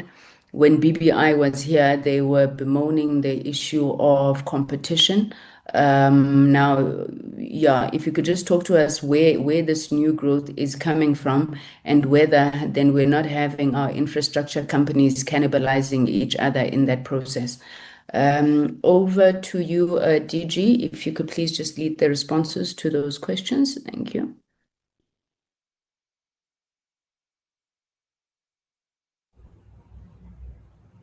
Good afternoon, Chairperson. This is Omega Shelembe. I am currently the acting DG in the absence of the DG. The DG. When that acting now? When were you appointed? I've been acting for this whole week, Chairperson, but the DG managed to join the meeting. So she takes and gives her powers. Okay, continue, acting DG Shelembe. Yes, so the DG is now on board coming back, and so she requested that I field the questions. So I'm going to request then that we hand over to, we'll start off with Centec to deal with the questions raised, and then we'll go to SETA as well, Chairperson. Thank you very much. Thank you, Acting DG Shelembe. Thank you, Honorable Chairperson, for the questions also from Honorable Bodlani. There are two stages of these questions. Some are really operationally that CEO will deal with. Chair, I wanted to just contextualize the agreement that has settled what was a escalation between SABC and Centec with regards to short payment and the long-term debt. What we have is that the Minister of Finance committed to address the funding requirements for signal distribution for the purposes of SABC directly to Centec. And in that understanding, the CEO and the DG of National Treasury will exchange the financial figures and the term within which that intervention will be implemented. So that has brought a lot of relief for both entities. We were all in the room when the ministers actually agreed in this approach. And this chairperson follows on the 350 million which was appropriated for Centec, and which we observed that it is not sufficient to cover the requirements of SABC's annual requirements, estimated about 41 million or so per month. So this is, in essence, at high level, and CEO can come in. Operationally, we are hoping CEO will update the board after the agreement he would have reached with the National Treasury, particularly on the term of that intervention and the quantum for that. We all trust the commitment given by the minister. Thank you. CEO, I think you can handle the rest of the other CEO questions. Thank you. Thank you very much, Chair. Thanks the Portfolio Committee for the questions as well. I think starting with the Director's Parliament Member Sobrathi's question in terms of our numbers on recordable incidents, doubling. Yes, we record all incidents, and in some instances per month we would have recorded one incident there, but for the outer quarter there were 3 incidents in total. So that's why it will multiply those manifolds, Director Sobrati. And then in the main, those incidents are driven by slip and fall. One of our employees had their hand as they were falling, and when there were also motor vehicle accidents along the path. Our engineers and technicians are on the road most of the time, recovering the services at various locations where we are providing services. Therefore, the activities leading to exposure of accidents are quite possible there. And then the people on disability targets, we do have plans in place. We're working with organizations of people with disability to really partner on an approach of maybe direct sourcing, direct partnerships in terms of getting access of those that may have special interest in the projects that we are undertaking and the employment opportunities that exist at Centec. We believe this year's approach will yield positive results in that it is different than direct collaboration with those institutions members. And then the Centec that the chair has touched on, that the work is underway, and I think indeed we are a bit relieved to that undertaking given by the Minister of Finance. Centec and National Treasury and the department are working on providing the information. We have shared the details, and we await National Treasury to guide in terms of what is the plausible approach in dealing with this issue. And we do not take light the gravity and the importance of the public mandate that get exposed as a result of this challenge that we are facing here. So while we are relieved, we're still concerned about the long-term sustainability and the funding of the SABC. We do believe strongly that this challenge must get a permanent solution, Chairperson, for us to be sustainable and create the certainty that is needed for both entities. But I think we will continue to update the committee in this regard. And then the other question was the 2,200 projects, the downward. As the CFO was reflecting, there was a rollover process that led to delay in the access of the funds. The monies were only released in December 2025, therefore leaving us just with 3 months performance period. Obviously, one could not deliver on the same target that you would have planned to deliver over 12 months when you left with 3 months. We then had to review that with the project teams and the department downward chair committee members to what is practically achievable within the performance period that was available there. And then, Chair, your two questions in terms of the satellite program. The strategy has been finalized and tabled with the minister. What we're busy with now is to explore the funding options available to us. We have to engage different funding institutions. We do strongly believe that government should hold shares in the satellite itself for that sovereign control. So that's where we at, Chair. We're still highly committed to building a communication satellite for South Africa in light of the technological sovereignty and self-reliance. ICT capabilities remains quite key, and we continue to entrench that from a center point of view. Our key focus and outcome for this specific one is really to strengthen our capability as a country. And the LEO's capabilities as well, we are focused on that and has been building capabilities internally with the partners Wait, that stop. we We have. want to say hello. We want to say hello. They must come and wave. We want them to come and wave and say hello. So we've gone out, Chair, on a partnership model where we have invited prospective LEO providers to partner with us on the same model that we have been using for many years with provision of satellite capabilities there.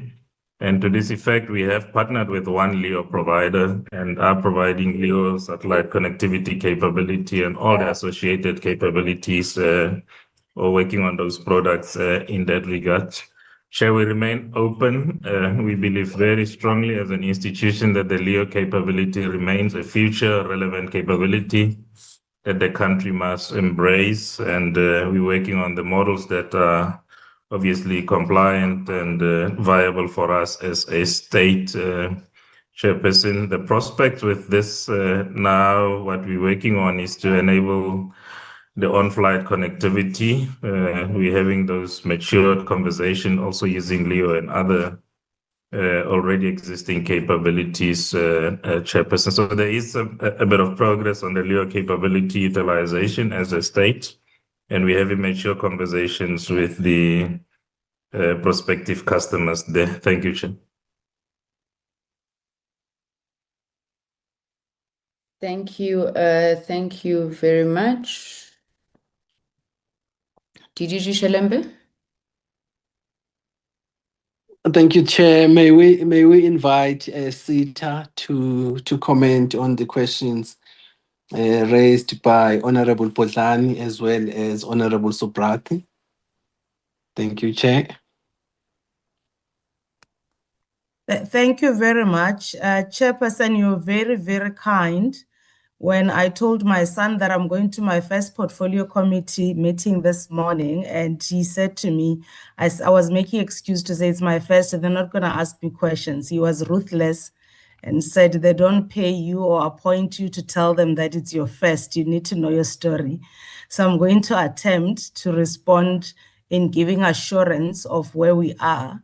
Indeed, on customer experience, we have already engaged with the MD as the board, where he gave us high-level pain points of SITA, and there is an acknowledgement of whether the departments are experiencing SITA as a responsive, reliable, and service-oriented entity. And that is part of the customer satisfaction and brand reputation, Honorable Potlani. In practical terms, I guess it's asking the whether government departments are happy with SITA, and we know that the answer is almost a no, and whether SITA is fixing service problems or SITA is a trusted entity. And that is why we see those weak areas, and there is a service improvement plan, which was not fully completed, but we are attending to that to ensure that SITA is, facing its customers and servicing at the best that they can. I'm not going to try and answer the other questions, but I just wanted to say I agree with Honorable Member in terms of we agree that SITA is central to SA's digital transformation and digital sovereignty agenda. And our role is not only to provide ICT services, but also to become the digital infrastructure partner for government. And we've seen that in the fourth quarter, where we have demonstrated signs of stabilization, where we achieved 9 out of the 15 APP targets, which resulted to the 60%. But I think with that full achievement, Chair, in both innovation and partnerships and operational efficiency, we are making effort and watching that very carefully. And really significant progress was also made with the AI pilots, the cybersecurity, which is very critical and close to our heart as a board, and also the SA rollout connect, and the disaster recovery capability. However, we do acknowledge that this performance is not yet where it should be. And the principal constraints really remain in procurement delays, historical operational inefficiencies, and of course, the vacancies and implementation bottlenecks. Definitely, the turnaround strategy, the MD has given us assurance that they are looking into accelerating procurement, strengthening the governance, and really improving the customer service. I guess in a nutshell, the board is really focused in making sure that we address all of these issues. Honorable members, the question raised go straight to the heart of the board's oversight responsibility, because the new board really shares Parliament's concern regarding procurement delays, capital execution, the debt recovery, and customer confidence. And these matters are already receiving a focused oversight through the board and its subcommittees. So our objective, Honorable Chair, is to ensure that management delivers on measurable improvements against the clear milestones, and that we remain committed in reporting transparently to this committee on the progress that we will be making forward. Thank you, Chair. I will hand over to the MD to address other questions. I just wanted to give that assurance that the board is really committed into the issues that have been raised by this committee. Thanks, Chair. Thank you, Board Chairperson. Thank you, Chairperson of the committee and honorable members. I will address some of the questions, and then the question around the debt recovery and the CapEx allocation, the CFO will provide more color in that. Just the brand reputation question from Honorable Bodland, that is a genuine issue, Chair. And it is something that is a focus for me. In the past 3 months, I have spent a lot of time meeting with our clients. A lot of clients are writing to us and addressed to myself because of these issues, and that has given me a very good context on the organization. And this is both at national and provincial. Chair, just to provide the context, out of the, including myself and the 10 executives reporting to me, plus internal audit, SETA only had 3 of those roles filled, and the 4th one was the interim CFO, who is Ms. Lagrange, who was on the call. That means 6 of the executives reporting to me, those roles were vacant. And of course, that leads to essentially what I can only deem a timid leadership team, because you have people who are acting who are not as empowered. And it's difficult for an organization to function and engage with the market on a solid footing. And that's why, and this was the interim board, which has handed over to the new board, was very clear that it's a priority, and that is important, and that's why there's emphasis on filling those executive roles. The second part, Chair, is on delivery, which also affects the reputation of the organization. But the reputation is complex. It's around delivery. It's about also SETA playing its role in leading the execution on digitization of government, which means don't simply maintain the systems, but also help us define a way forward. And that's something that we're doing, and hence the importance of appointing a chief digital officer who will also then in the team appoint a CIO, and more importantly, 2 roles. One is the digital architecture for both SETA and government, and provide the thought leadership. And then the head of our security services, the security platforms, and that's one of the things that Honorable Bolden asked questions about. So I'm very clear, and with the support of the board and the acknowledgement of the board, that these are critical roles where not only do we need to execute on them, but we need to also be the guiding voice in execution, but also enable departments and entities of government to transition. So that's clear that way. And once we get that right, that's where the reputation will be. So I see a path where we have to just do the things that we need to do, and that this year is where we'll go. And then probably the first half of next financial year is where we will now bring new capability on stream. So this is a journey that will take us somewhere between 24, 30 months to get to a point where SETA will be the voice that speaks to set direction for government. The prospects for SETA, Chair, will get to a stage where another conversation will need to happen, because SETA is not funded, but that's in itself is not a problem. SETA, if we deliver, we recover the money from departments. That's not an issue. The issue is that for the evolution, SETA has to negotiate and agree with the departments, because they are the budget owners. So for us to have a model that is similar to a Singapore, we will have to have a discourse in terms of how that is done. But that is a conversation once our housekeeping in SETA, where necessary housekeeping is also done in parallel. Chair, on the question from Honorable Subrathi around the super app POC, and yes, the POC was done. It was a proof of concept. It was not funded. Earlier this year, just shortly before I started at SETA, that there was a case made to the board of the platform. The mistake that was made is that the super app was made dependent on a marketplace. And both of these were key deliverables in the same financial year, which was a planning, probably a flaw, and in hindsight, in that 2 unfunded programs were put for delivery in the same year. And it turned out when it was presented to the board that it was just expensive, so in the order of 1.3 billion rands.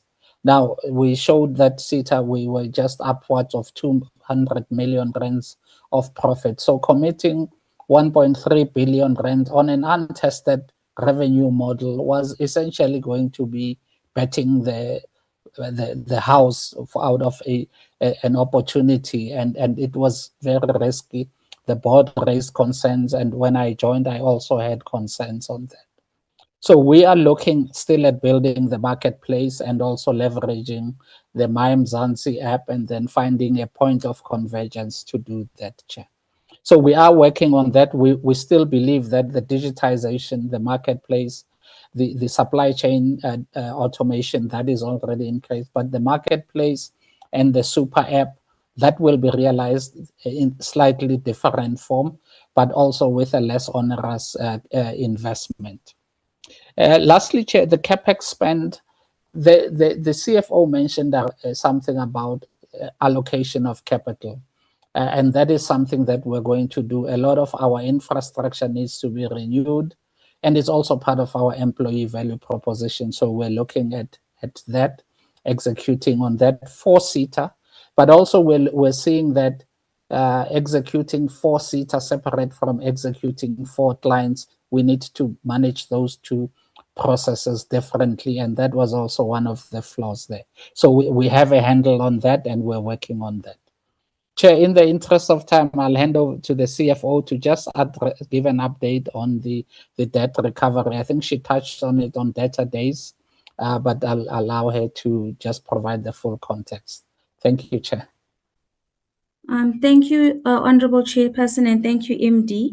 To respond to the issue on the debt, I think if you look at where we landed in Q4, which was 1.42 billion compared to quarter three, which was the 1.362 billion. In terms of absolute amounts, SETA did do better. And if you look at our age analysis, Honorable Chairperson, you will see that we've got 66% of that debt that's sitting in current and 30 days, which means that we're bringing our debt forward and we have less in the aging bucket, in the older aging bucket, which is the over 365 days. So with respect to that, and also to respond to the question asked by Honorable Subrati, one of the things that we've been doing so that we do not have any prescribed debt, we have taken steps to interrupt the prescription by filling legislative papers, and we're also going through arbitration because we're very mindful of the government-to-government relationships that SETA has with its customers. So I think on the debt, I'm comfortable that we are really managing the debt and we are making sure that we bring in the old debt and reduce the debt from prior highs of 2.6 billion 2 years ago and even 1.6 billion in the prior year.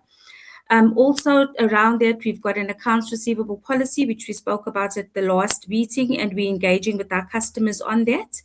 And then I just wanted to answer the question around the City of Tshwane. On the City of Tshwane, that debt wasn't undetected. We knew about the municipal charges, and in fact, SETA was paying for the municipal charges based on estimates because City of Tshwane wasn't giving us invoices. The city then came in and they did a reconciliation and they evaluated what we had paid. They gave us then a consolidated bill. And I want to say diplomatically, Chairperson, we agreed with the assessments and the calculation, and we paid based on their calculation. And hence, those bills that came were based on the fact that they had broken meters that we had not included in our calculation. And then the final point on the CapEx, like the MD did say, SETA has aging infrastructure. That's the first point. Some of our buildings are more than 25 years old. And in terms of our hardware refreshes and our infrastructure renewals, we've got data centers and switching centers, which in the past was paid out of OPEX as opposed to CapEx. And so that's something we're looking at. And the reason for that is that at the end of quarter three, we were spending about 10% of the CapEx budget. At the end of quarter four, I think we managed to get up to about 30%.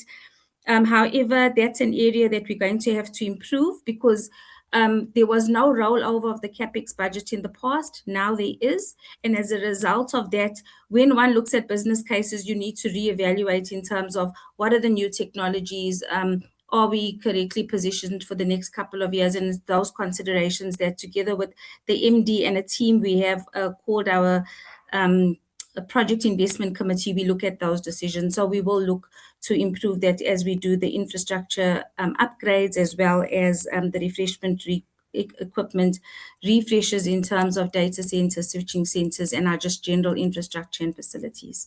Thank you, Chairperson. I hope that's covered the 3 questions.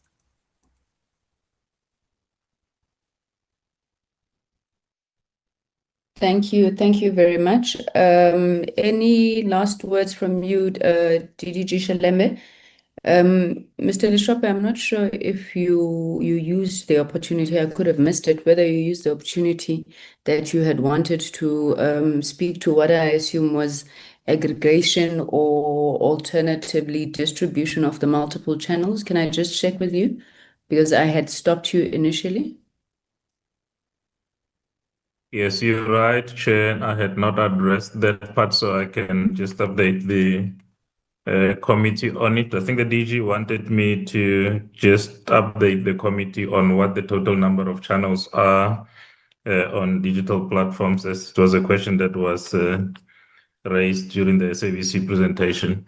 So on both MAXes, the highway, digital channels, highways that we have deployed, there is a total of 16 TV channels and made out of SABC, community broadcasters, and e-media. The chairperson, I think specific for the SABC, there are new channels there. Indeed, I think that was the question as to whether there are new channels coming on board on that specific platform.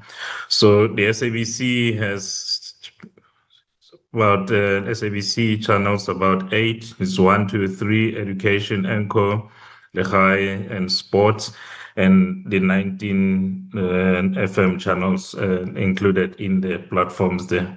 So I think there is emergence of new channels from the SABC to really strengthen and bring in about new content there. Thank you.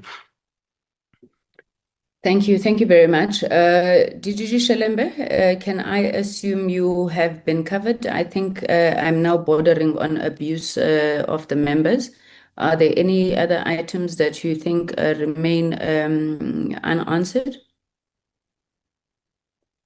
Chairperson, I think we are covered as a department. Maybe just perhaps to add 1 or 2 things.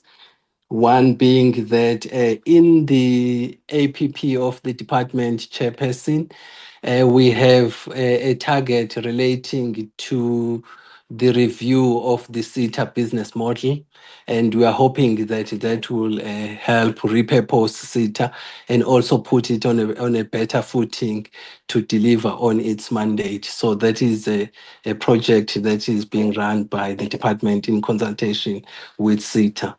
Besides that, Chairperson, we are in constant communication with all our entities on a quarterly basis, whereby we monitor and review progress and deal with issues that are impacting on performance.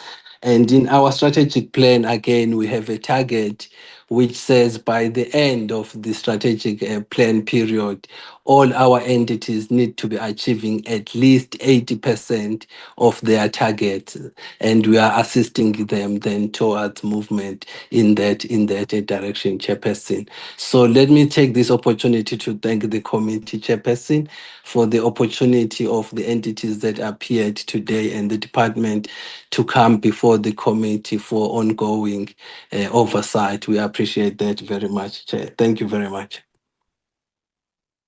Thank you very much, DDG Shelembe. Before I let you go, colleagues from SETA, can you just clarify these conflicting reports that I'm getting that the training of GovTrack may have to be postponed from Tuesday? Is that correct? What is happening in that regard? Thank you, Chair. So, Chair, the demo is ready, but we felt that the team has shared that internally, but we would have liked to have taken, the board has just joined, and we would have liked to have taken the board through it, and before it comes to the portfolio committee. And the team assures me, Chair, that the system is ready for demo, but I felt that it would only be fair to the board for the board to get the opportunity to get a demo of it. And that session with the board is the week after next, Chair. So it was really a request to see if we can, but the technically it's ready, but I just thought it would be good housekeeping for them to present it to the board before it comes to the portfolio committee. If you can. Yeah, the board chairperson is here, so we are going to request her indulgence, please, to allow us to continue with the training. And I think you remember when the meeting started, I indicated how chaotic this term has been, and members are on constituency period, and they had already set aside that day for going, their constituency responsibilities, to set aside that 2 hours in the morning. So I want to plead with the board chair. It is not that, Parliament would want to go ahead off the board. This was a long-standing project, and I hope that they would understand if we requested that we please continue with that. And I have no doubt, MD, there are no other similar issues. So, it won't happen again. I think I am imploring you on behalf of the portfolio committee that let's not, just create more inconvenience for the portfolio committee members because they were supposed to have other responsibilities on the day. It is me communicating via to you to request the chair. All right. Honorable members, let me on your behalf thank DDG Shelembe together with the interim board chair, Ms. Mudau, and other interim board members for the sterling work that they did in order to bring CETA this far. Had they not come in at the time that they did, I don't think we would be now sitting with a board and an almost complete executive team. So we truly thank them for their stewardship. I want to bring the meeting to a close. I understand that there was an issue relating to the Netflix report. But because Honorable Subrathi is clapping because he's tired, it's almost midnight in Singapore. I hope that you'll allow us to defer that item to next term. And we are truly going to try, members, within the constraints that present themselves to ensure that our program is a lot more orderly with sufficient time in the next term. But let me wish you I can't wish you a restful constituency period. I know all of you are busy canvassing, working towards elections, got constituency work to do, but we will meet on Tuesday in the training and then thereafter in the next quarter. So I think the meeting is adjourned, and thank you so much as always for your cooperation and participation in the meetings. And thank you to the new board of CETA and Centex old board for participating. The meeting is adjourned. Colleagues, have a wonderful evening further. Thank you. Thank you, Chair.